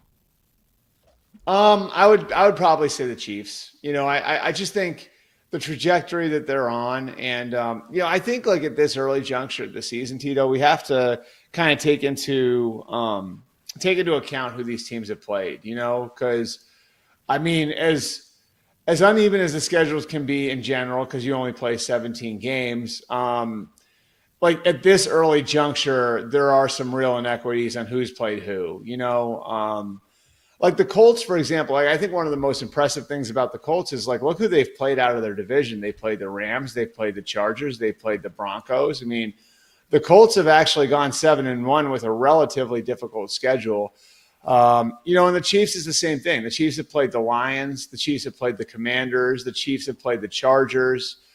You guys can help me out here. There are a couple others too that I'm not thinking of, but the Chiefs have already been through some of the injury stuff too. Like that's the other thing is like at some point, every team is going to have to go through this stuff, right? Well, they've already dealt with the absence of Josh Simmons. They've dealt with, an injury to Xavier Worthy. They've dealt with the suspension of Rashee Rice. So they've already sort of been through a lot of things. Whereas some of these teams like the Colts and Patriots, for example, haven't really had injuries yet. You know what I mean? Like, and that's inevitable. That's something every NFL team's gonna have to deal with, and at some point they will too. So, I still think the Chiefs. If I had to tell you like this is the best team in football, I'd say it's the Chiefs. And if I had to say who's number 2, it might be the Lions right now. I really like where Dan Campbell's got the Lions, and I think that Sunday night game a couple of weeks ago might have been a Super Bowl preview. Yeah, they just to put a bow on this with the Chiefs, they're at Buffalo this week, then they get their bye week. They probably benefit maybe a late bye week, get healthier, and then heading into the stretch run. If they can get a win this week, it's a big game against Buffalo. If they can somehow get to 6-3 going into the bye, I think that'd be outstanding for the Chiefs. Yes. Yeah, that's a huge game this week too. They played what have they played 3 times in the playoffs now since 2020 over the last 6 years. So like there's a pretty good likelihood that that game could determine where a playoff game is played. It's very interesting when you look at that. Another team, the Cowboys, I think, have been maybe better and worse than people thought this year, Albert. Like there's times where you look and that offense is humming and I think the offense looks significantly better than it did under Mike McCarthy. And defensively, though, they've obviously have some serious issues. Jerry said he was looking at doing something. Do you think they do anything? Are there any big moves to be made before the trade deadline? I mean, I think the weird thing is like the one thing we would see them all doing is exactly what he said he wouldn't do. And I don't know if he's just being stubborn on that, but he actually said like it won't be a defensive player, but it won't be a pass rusher. Yeah. And again, like maybe he's just being overly sensitive about the Micah thing, but like that's one area where there's no question they have to get better, and I think they've, really banked on development of guys like Ezraku and Sam Williams. And, obviously they've got a veteran in Dante Fowler there, but defensively, I don't know if they were great to begin with coming into the year. And then you take one of the best defensive players in the league out of the picture. You would certainly think they would need some help there. Obviously, you've got the mysterious injury to Trayvon Diggs that you're dealing with as well. The offense looks really good. And, they've been able to make it work with young offensive linemen in key spots. They've dealt with some injuries up there. And Pickens has been outstanding for them. I think Pickens has given them more than anybody would have thought that they would have been able to get. He was so important when they lost Lamb, too. I just don't know that the defense is going to be able to hold up, over the next couple of months. And, we'll see. I mean, I think if they have a swing in them before Tuesday, it would definitely be on the defensive side of the ball. And, if I wasn't taking Jerry at face value, I might say call like the Jets about Jermaine Johnson or call the Dolphins about Jalen Phillips or Bradley Chubb. But Jerry said he wasn't going to do that. That wasn't what they're looking for. So I guess maybe they're looking somewhere else. MMQB's Albert Breer joining us here on Morning Juice. We'll get you out here on this one, Albert. Who do you think will be the biggest name or could be the biggest name moved in at the deadline? By the time we talk next week, the deadline will have passed, the trade deadline. Do you have an inkling on who you think might get moved? I don't think there will be any huge names. I mean, I think this is like what it normally is, which, we all come up with our lists and everything else. And I guess that's like, just grist for the mill when it comes to this time of year. But generally there's a lot of huffing and puffing and then not a lot happens. So I think we probably get like a handful of moves between Sunday and Tuesday. And, I would look at like the Jets again, Jermaine Johnson, Quincy Williams, their linebacker. I think he's available. Breece Hall is possible. It's possible they trade him, but I think it's going to cost somebody maybe a day 2 pick. And I don't know if anybody's be willing to give that up to get a running back whose contract is expiring. The Dolphins, I mentioned Chubb, I mentioned Phillips, Matthew Judon is another name there. Maybe somebody could pry Minkah Fitzpatrick from out of there. And then I think you're looking at like the Saints with their receivers. I think they're going to extend Olave. So my guess would be like if there's a receiver traded out of there, it would probably be Rashid Shaheed. And I'm just kind of going through. I'm going to pull up some of my notes from yesterday. I mean, the Raiders, you can call them. There's an offensive lineman there, Jackson Powers Johnson. Michael Mayer has elicited some calls there as a tight end. I don't think that they want to trade him. So those are the sorts of names that you're looking at. Like, I don't know that there's going to be some superstar moves. Biggest name, I mean, like I'd say probably one of the Dolphins pass rushers would be one of those names if you were really looking at it. Albert, go ahead. Before we get you out here, I know we talked last week and then everything happening with Nick, and I appreciate you allowing me to be a part of your stuff. I mean, yep, for sure. What was the reaction to that in NFL circles, the people that you talked to, and with everything that transpired and how rapidly that went down? Well, first of all, thanks for bringing that up, Bobby. I was going to say, first and foremost, like I hope you're doing all right, and I hope like all the people that play with him. It's actually interesting for me because I was a senior when Bobby's class, when they were coming in as freshmen. And that was a historic recruiting class. I'll say it for Bobby. It's like one of the best recruiting classes in the history of school. And, I know Nick was one of kind of the glue guys of that class, right? Like fair to say that, Bobby? Yeah. I don't want to talk for you. Yeah. But that group had a lot of guys that like I would say wound up being even better than people thought. Like Justin Zwick was the big quarterback in that class. Troy Smith won the Heisman. Bobby and AJ were the big linebackers. I remember Mike DeAndrea was the headliner in that group. So there were a lot of guys who became a lot more than people thought they were going to be. And I think that was really what Nick was. You know what I mean? Like Nick, I don't know that he came in as the highest profile guy, but he outperformed what everybody thought he was going to be. And then he gets to the NFL. And I was around those teams a lot, guys. I had just become a national reporter like 08, 09, 10. So like I was around them a little bit when Mangini was there. And then, you know, when they got good under Rex and I was in NFL Network, I was around them a lot. And those teams were incredibly, incredibly close, right? And there was sort of this us against the world thing in that locker room. I think those guys would tell you that, like your Damian Woody's, your Bart Scotts, and you know, your Darrelle Revises, and there were a lot of great players. But I would say, like, the best thing I could say about Nick, just having talked to some people about it, and I didn't know Nick that well. He was always great whenever I had time with him, but I didn't know him very well. But the guys that I did know really well on that team, there was just this.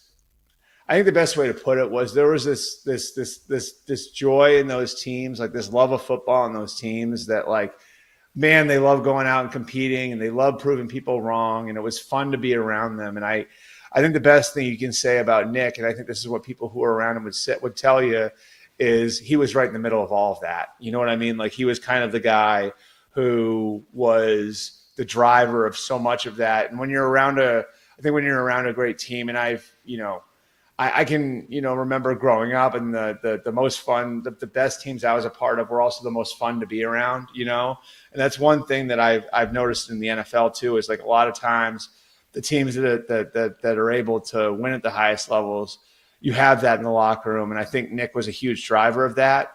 And, I think that's what most people will remember about him, is like how great a person he was to be around. I know that sounds like a simple thing.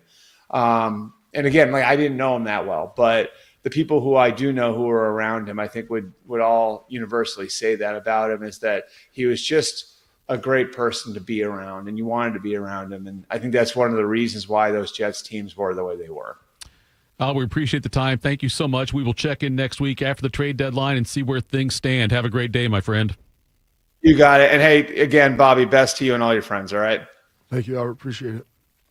You got it, guys. That was Albert Breer, MMQB, joining us there. And coming up next, we'll do our NFL picks. And we're going to go from that right there, the heartfelt, emotional end of that interview with Albert Breer, to Ya Highness. We'll do that next. Morning Juice. Hey, you know that chronic pain, your knees, hip, back, shoulders, whatever joint it might be, it can make life feel impossible. But at QC Kinetics, there's a breakthrough treatment that's giving patients relief, some cases even within 1 day. It's called stem wave therapy. This device has been used for over 20 years in Europe, and it's made its way to the United States.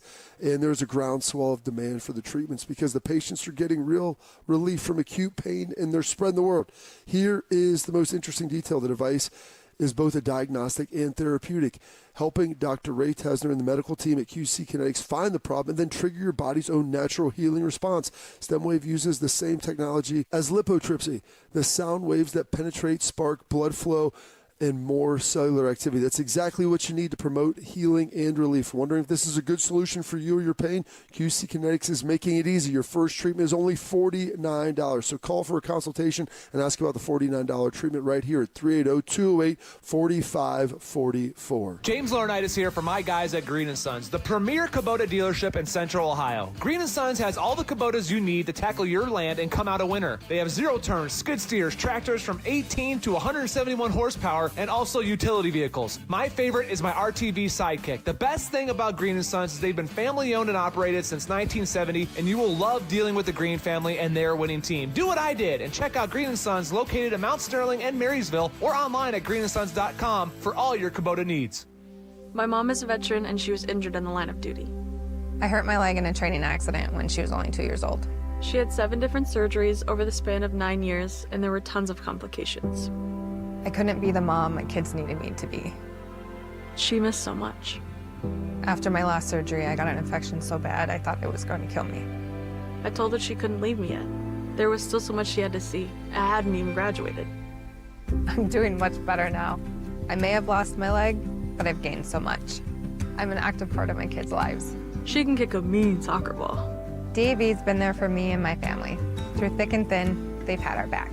Every year, DAV helps more than 1 million veterans like Sandy get the health and disability benefits they've earned so they can achieve victories great and small. My victory is getting my life back. I got my joy back.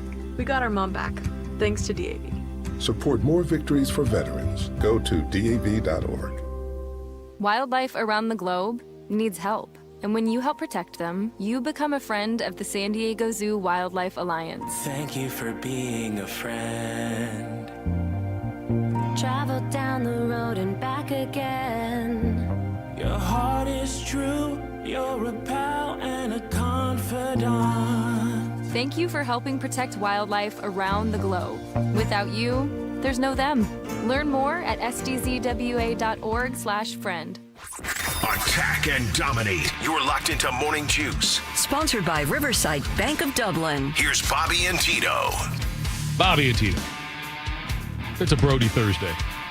It's a Ya Highness Thursday. Do you need a bank that truly values local business in this town? The opportunity to work alongside them as partners, whether you're a small business or a large operation, Riverside Bank of Dublin, they've got the right tools for the job. Riverside Bank of Dublin has the experience of working right here in Central Ohio. They understand the business climate in your area and will help you reach your goals, whether you need an SBA loan to get your business off the ground, a line of credit to keep your business running smoothly, or equipment financing to get your business up to scale. Riverside Bank will tailor a solution that fits your needs. Visit them at riverside.bank or stop in to get to know them at 6300 France Road. Riverside Bank of Dublin, number FDIC, equal housing lender. I got the button over here, Bodie. I think I can do it this week. Are you ready? I'm ready. Morning Juice presents NFL Picks. Sponsored by Roosters. Roosters is giving away 12 ultimate Buckeye experiences. Tickets, sideline passes, trips to a first-round postseason game, and more. Register today at roosterswings.com. All right, fellas, damage from last week. Jeff Fisher would have been proud of you guys. Tito, you went 7-6. Carp, 6-7. On the season, Tito, you are 61-59-1. Bobby, you are 67-53-1. All right, week 9. Hard to believe we're already at week 9, being double digits next week. Thursday Night Football gets started tonight in South Beach between the Ravens and Dolphins. Baltimore, 7.5-point favorites on the road. Ooh, that's a lot, but you've got Lamar back. Miami isn't exactly what I would call a home field advantage. I'm going to lay the points. Baltimore's defense is getting healthier. The hook scares me, but I'll take Baltimore and lay the points as well. Okay, Sunday, 1 o'clock games here. No London games this week. And Denver's on the road against the Houston Texans. Houston favored by 1.5.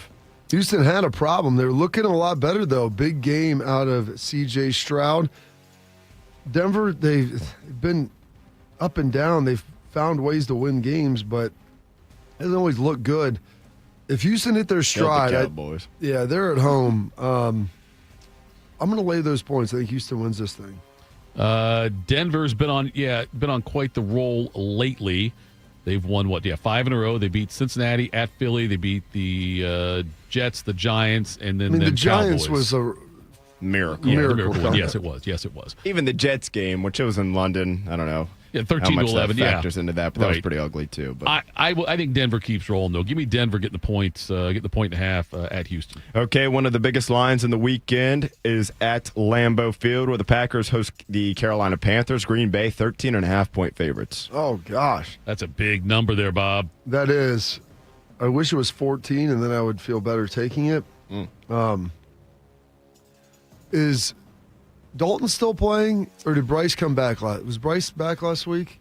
I thought it was Dalton last week. Yeah. We know where we're going with this. I mean, is he coming back? Yay or nay? I think with Bryce Young, I think you tighten it up. I don't know with Andy if that's going to be the case. He was a full participant in today's practice per Adam Schefter 16 hours ago. Okay, then you know what? Let's take the points. I'm going to take the Packers in this one. I think Carolina's just checked out. Give me the Packers in this one. I'll lay the 13.5. I feel better about being 13.5 than 14. Okay, NFC North matchup here. J.J. McCarthy should be back in the lineup here for the Vikes. They're on the road against the Detroit Lions. Lions favored by 8.5. Ooh.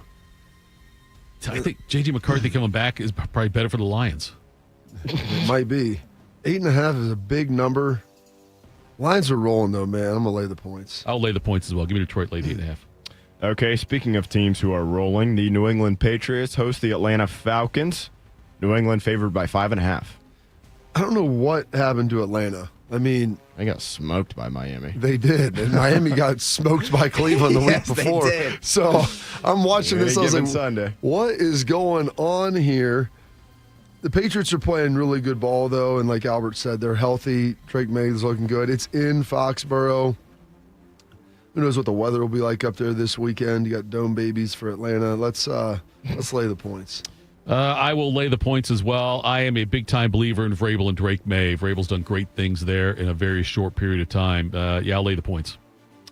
Okay, Chicago on the road against the Cincinnati Bengals in Cincinnati, but the Bears are favored by 3 in this game on the road.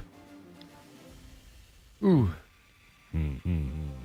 Joe Flacco, He's I got the believe, is AC. questionable. Yeah, he's got the little AC thing. Right. Is that on his throwing shoulder or his non-shoulder? It just said an AC injury, which... a hell of a long way from the heart, I know. I don't care if it's an AC and NC 17 or what it is, it's hurt. I would...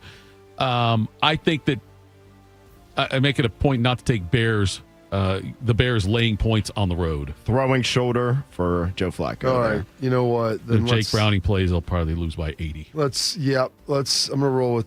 I'm gonna lay those points. I'll take the Bears. Taking the points, Tito. Okay. Yeah, I take the Bengals. Take the Bengals. Taking the Bengals. Give me the points on the Bengals. Okay.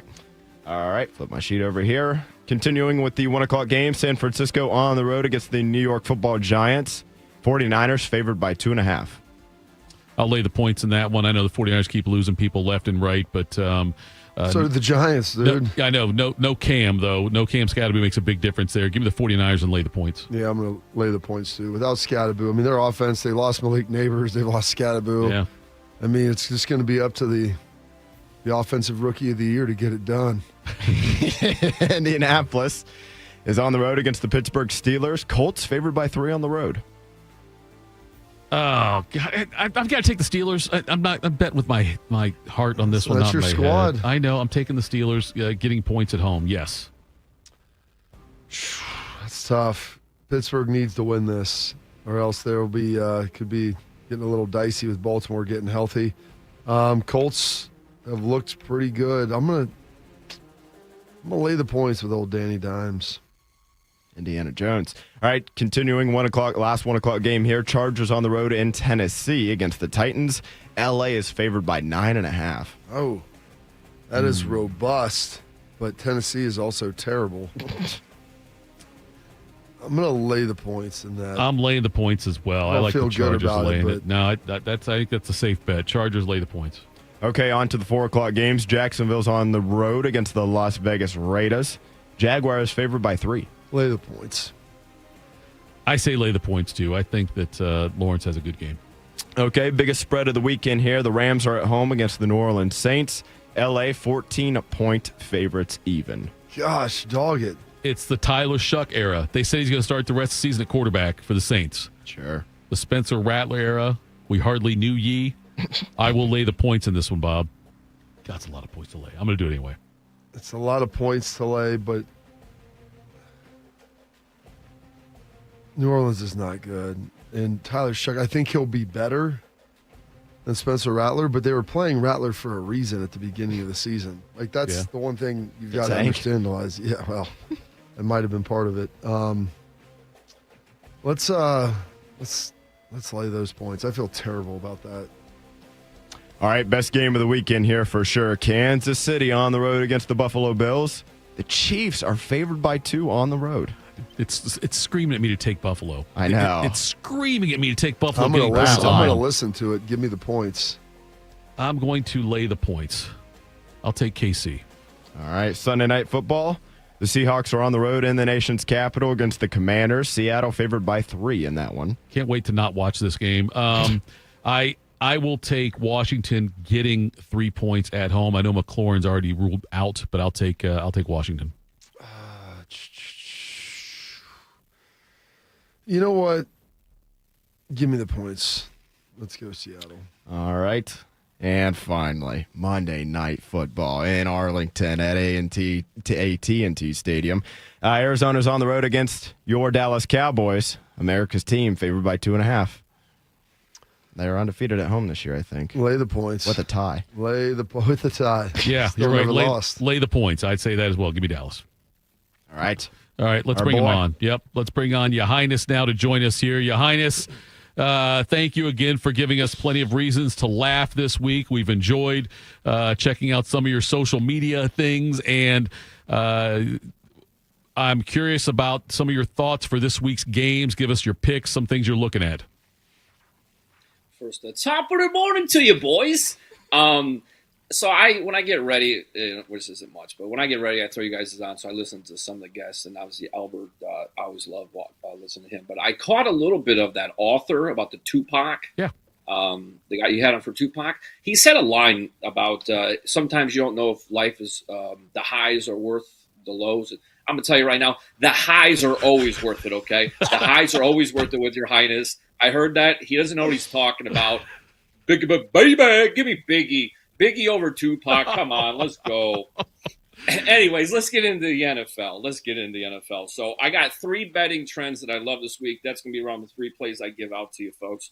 I'm going to sprinkle in a little bonus player prop that I love. And then, as always, if you want my 4 top NFL player props this weekend, go ahead and shoot me an email. It's my first name, Chad, at WeWinYouWin.com. So the 3 trends this week we're looking at is underdogs in the last 5 years in week 9 are a 63% against the spread. Teams coming in off a bye week, regardless of the week, are 68% against the spread. And divisional teams or divisional matchups, the over hits 71% of the time so far this year. So with those 3 tidbits, the plays I like this week is the Arizona Cardinals money line, the Las Vegas Raiders money line, and the Minnesota Vikings Detroit Lions over 47.5. This line's actually moved to 48.5 now. I'm okay buying it down to 120, 125. I wouldn't pay more than 125 on that. I really think this game gets over 50 points, so 48.5 shouldn't be an issue either. He is Ya Highness, joining us here right now on Morning Juice. Someone in the chat just said Brody's like a kid getting excited to see his Uncle Highness, who always throws a football with him. That's true. Brody does get very excited about this segment every week, and he was disappointed we missed last Thursday, but luckily we had you on last Friday. You've been on a hot streak lately with your picks, it sounds like. Yeah, and Mo money, Mo problems, right? We're still on the Biggie and Tupac thing. We had Mo on last Thursday there, Brody. We missed you. The player prop I want to squeeze in there. Thank you, baby. Isaiah Pacheco is supposed to not be playing this weekend. They already used Kareem Hunt as their goal line touchdown vulture back. I like Kareem Hunt anytime touchdown. I believe you can still get it at plus 110, but that line's coming down with the news of Pacheco being out. And then I saw, you dove into the NBA a little bit. Oh, I don't think you. No. We're not One day, talk, I'm never. We're not going to talk about that, right? I remember there were some people that were surprised in the chat that you were doing some analytics on NBA games, and I got to believe that's one of the harder ones to figure out, because games can go sideways so fast if you're doing player props. No offense, Terry Rozier, but you can. But if a game goes sideways quickly, it can really change the chance your bet's coming through. I can count on one hand how many NBA bets I've placed in the last 4 or 5 years. They had this Equinox thing going on with all these, DraftKings and FanDuel and all these sports books doing all these boosts. So I said, what the heck? Let me see if I can dive into the numbers on NBA. I don't watch any NBA. I can name maybe 10 players max. I don't care about the NBA. But I said, let me give it I went 0-3. I yelled at the TV. The one guy took Tobias Harris for the Pistons. I just needed 6 rebounds. The guy had 5 fouls at half. He had more fouls than rebounds. I'm done with the NBA. I can't do it. College basketball starts November 3rd or 4th, I think. Right, yeah. I'm ready for college basketball. Hockey, we're killing hockey, but leave the NBA away from me. I got nothing to do with it. Where do people find your podcast, Your Highness? You go to the YouTube thing. Everybody heard about the YouTubes? And the little @ symbol, shut up in bed. That's it. That's simple. Shut up in bed with Your Highness. We put out daily, or at least I try to put out daily free plays. On Fridays, we have long bong bets. That's where I take 4 long shot plays, $20 for 20. And then also on Saturday, I want to talk about this with you guys. Saturday, Brody can't even keep it together. We're so professional. On Saturday at 4:20 Eastern time, this Saturday specifically, Out of Lucky Tavern is featuring you three fine individuals in a cartoon animated. Oh, boy. Bobby, I think I got your character down perfect. I with can't the wait. White headphones. The name, image, and likeness. We couldn't use roosters, but there's, play on word because you always wear that same black pullover. So we got that. And yeah, it's great. We do a crossover with American Dad. So Penn State, American Dad is Penn State fans, Rogers in there, everything. It's a good time. You're the best, Ya Highness. Tell people how to email you, get the picks, get the free picks. First name, Chad, CHAD, at WeWinYouWin.com. Also, just went live this morning. We are doing Thanksgiving Day Squares. Oh, boy. Benefit goes to 12-year-old boys baseball up there in Toledo, Ohio. So they appreciate that. By the way, we've just crossed over $12,000 we've donated to youth sports this year. So I'm really, really proud and happy about that as well. Jokes aside, we do give a lot of money back to the kids. But Thanksgiving Day Squares, I'll give you a quick run through and I'll get out of your hair. $60, 3 games on Thanksgiving. You get 1 square for each game. $333 for every square you hit. That's 12 opportunities. Plus, you get to guess the total combined score of all 3 games. The closest person or the person that gets it right gets an additional $300. If you were to sign up before November 6th, that $300 turns into $600. Look at this. Again, yep. Attaboy. We appreciate your time. That's always a big hit each year. Yep, that sounds like fun. People can reach out to him. He's got the pics for you and everything, and check out on social media. You won't be disappointed, I promise you. Chad, no kids. Keep the no kids away. There's a lot of profanity, adult humor. Yes. A lot of adult humor. Okay. Yep. There is that indeed. Thanks for the time, buddy. We'll talk again next week. Get on the right foot and do the wrong thing, Bobby. See you next week, boys. All right. That was Ya Highness. Gentleman and a scholar. Yes, he is. Put it on ice. Listen, hey, you know what? It's all about the kids. That's exactly right. It's about how many other people, that may have been on my bingo card of what he was going to talk about, donating $12,000 to Little League in Toledo, Ohio. He does a lot with that. He does. Yeah. Even that, the elimination pool that I was in with him, they donated a chunk of that also he does good work. He's out there doing his thing, man. Love Ya Highness. And thanks people to chat also chiming in on that as well. I think people are starting to come around to Ya Highness. They are. How could you not? They are. He's a little bit of an acquired taste at times, but I feel like once you acquire that taste and you really enjoy it. I can't wait to see what time was it again on Saturday? I forget. What time was it there, Bodie? I can never remember. I think it was 4:20. 4:20 was the time on Saturday when that'll get released with the cartoon version of us. Can't wait to see that. We'll play that next week. We'll do that, yes, if we can. We'll see.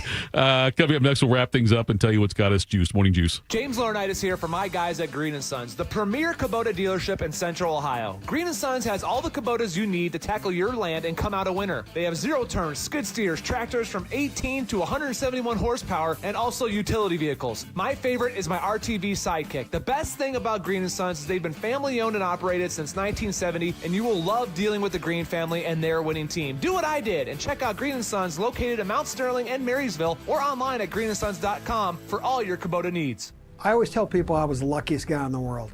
I wanted to be an Army man or a fireman, and I got to do both. As a firefighter, my job was about saving lives. I never thought one day I would be fighting for mine.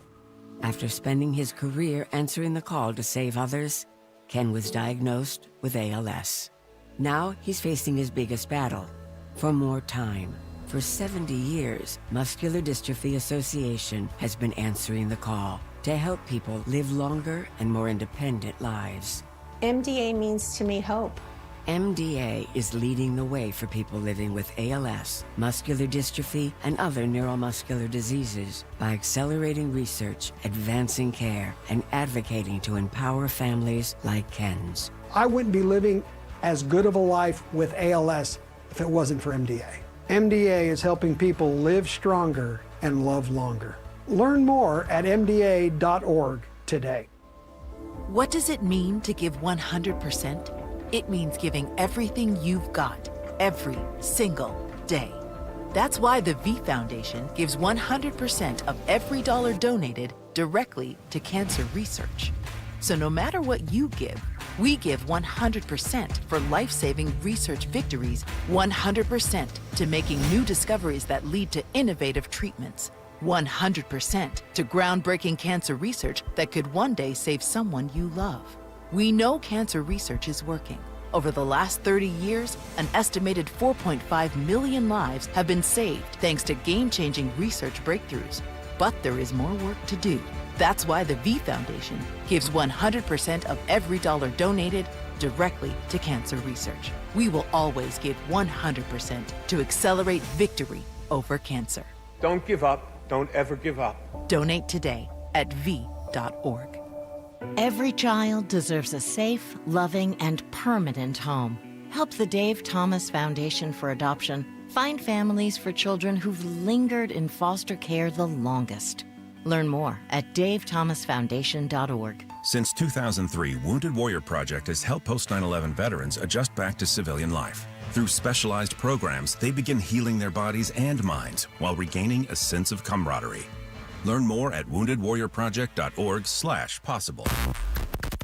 Bobby played for the Dallas Cowboys. Tito wears assless chaps. I'm dead sexy. You're locked into Morning Juice. You know, this is one of the shows that, I mean, I love all the shows. I really love today's show.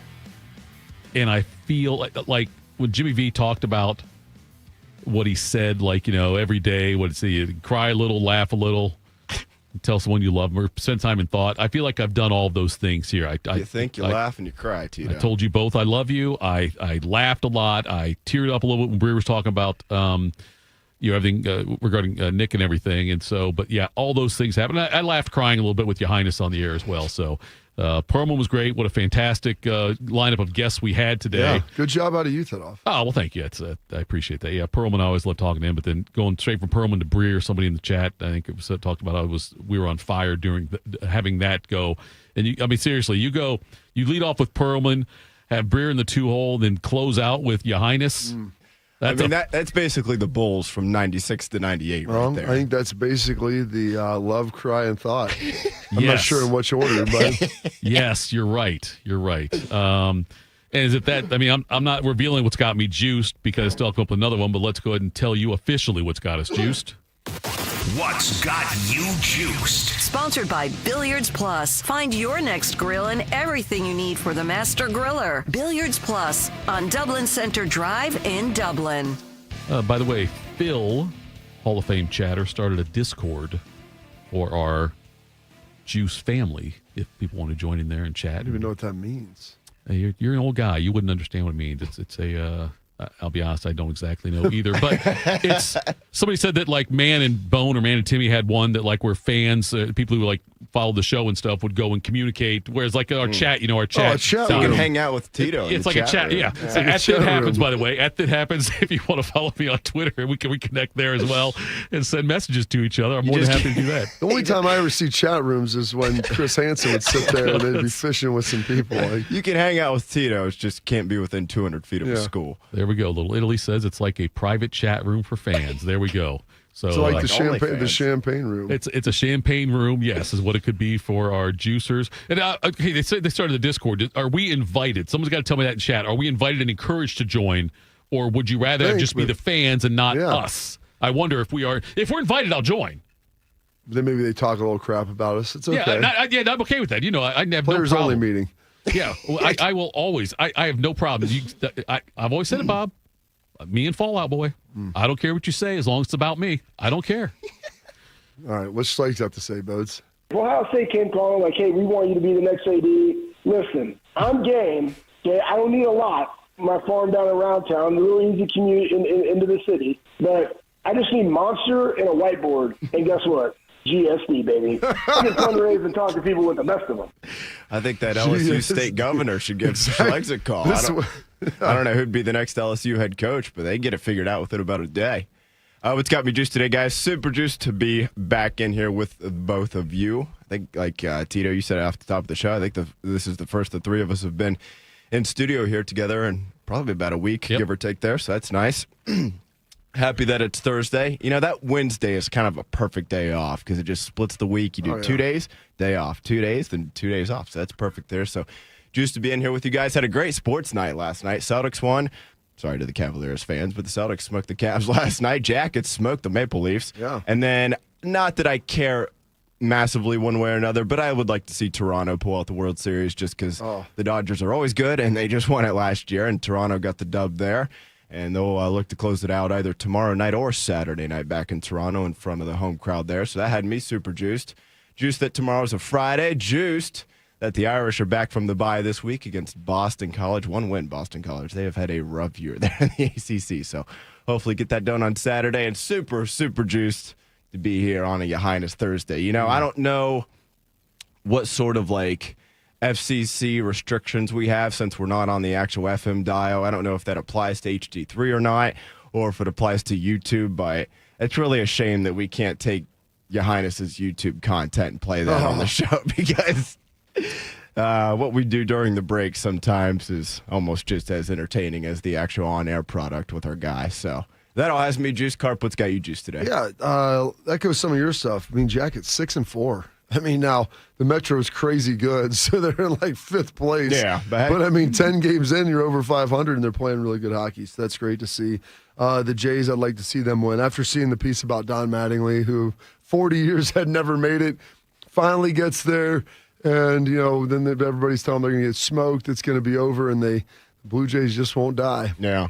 And I normally am not for Canadians winning anything, but I do like the fact that they can win the American pastime, but we'll still take the Canadian pastime. So I think there's a little irony with that. Albert Breer on and just his thoughts that he said about Nick and everything there was awesome. And I was going to tell Jeff, next doing a book, and I don't know how you would maybe do that. I think it would be very interesting on those Giants teams of the 2000s, the Jets teams there, late 2000s, early 10s, when you had Rex come in. I mean, I don't know if there's two different characters than Tom Coughlin and Rex Ryan. Yeah. And just some of the guys on those teams and Mark Sanchez, who's battling some stab wounds. And you had Favre in there, Eli, and Nick and Eli would do commercials together. Yeah. And the one thing that's been good is a lot of people have been sending me things about my friend, stuff that I had forgotten about, things that had been buried in history, and it's all kind of coming back. And so getting a chance to see some of that. And I tell people, if you ever watched Nick do any of his commercials or got a chance to get to see him or even meet him or see him in an interview, I go, then you knew him. That's who he was. And just got all of the arrangements set up for that. So I'll be out next Tuesday. We're flying out Monday, flying back Tuesday night. And, they're going to do a celebration of life for him after the funeral, which is what he would want. That's the way. That's the way he would want it to be, and a lot of great stories I'm sure will be told, and a lot of his former teammates and friends will be there as well. And and got a chance to speak with his wife yesterday, which was an incredibly emotional event for me, and just everything that's been going on. And so it's funny, I think the last time a lot of the guys that will all have been there and been in the same room with it was probably for his wedding. And so it's this is how life works with that. So got to stand for him in his wedding. And we'll get to help carry him out at his funeral. So it's going to be a rough one. It's going to be an emotional Saturday at Ohio State as well. And a long weekend. But just trying to work our way through it, and I know it'll be all right. So that just got me juiced that off. Don't you dare. Don't you dare. No, don't you dare do this to me again. You love doing this to me. Anything I say is not going to work now. I can't make a joke. I can't be funny. Nick would like it if you made a joke. Has it hit you yet? Talking to Jenny was really hard. Yeah. Yeah, that was probably the toughest thing. And it'll be really hard to see him and just talking to her and the things that you don't realize, of all the planning that needs to get done. I mean, there's going to be a lot of people there and trying to coordinate with our teammates and just the coordinating of it, I changed my flight 4 times yesterday, trying to figure out, well, we'll go in here and then we'll leave right after the funeral. Oh, wait, Jenny called. Now I'm a pallbearer. Oh, they're having something, so I got to stay along. Oh, they're going to do a celebration of life too, and she really wants everybody there to celebrate Nick. All right, well, let's take the latest flight then.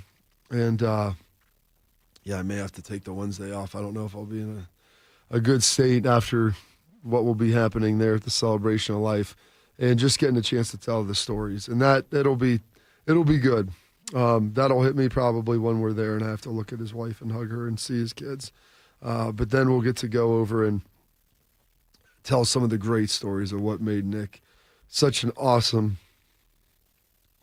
human being. Well, and Bob, I hope you continue to tell stories about Nick on this platform here. And I hope that you, when you come back from the celebration of life and all that, I hope you keep sharing those things with us.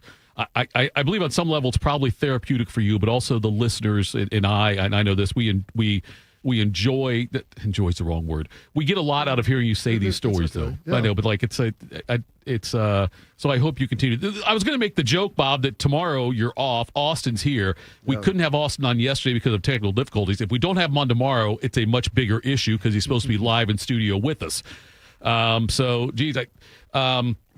Anyway, I want to chat again, Bobby. They're very touched, I think, by what you're saying and some of your stories about Nick, and they've been echoing throughout all week long. Thoughts and prayers for you, Bobby, and for Nick and for Nick's family and everybody who knew him. So tomorrow we will have AJ Hawk. We'll ask AJ some questions.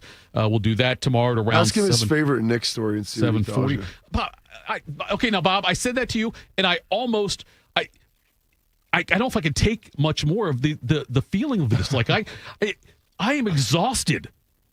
I'll ask him. That's fine. I mean, yesterday Schlegs was Tuesday. Yeah, Schlegs told us talked about Nick a little bit. We talked about that, and he made fun of the fact that that Jay-Z was the one who always touched Nick's balls. But and I assume meant on the football field. We didn't dive into that, thankfully. Thank you to all the juicers. Thank you to Jeff Pearlman. Go out and buy his book about Tupac. It's a wonderful. I can't wait to get my hands on it. I've heard so many good things about it, though. But he was great today. Breer, Ya Highness, Bobby, Brody, the chatters. Thanks so much, folks. We are back tomorrow. Morning Juice.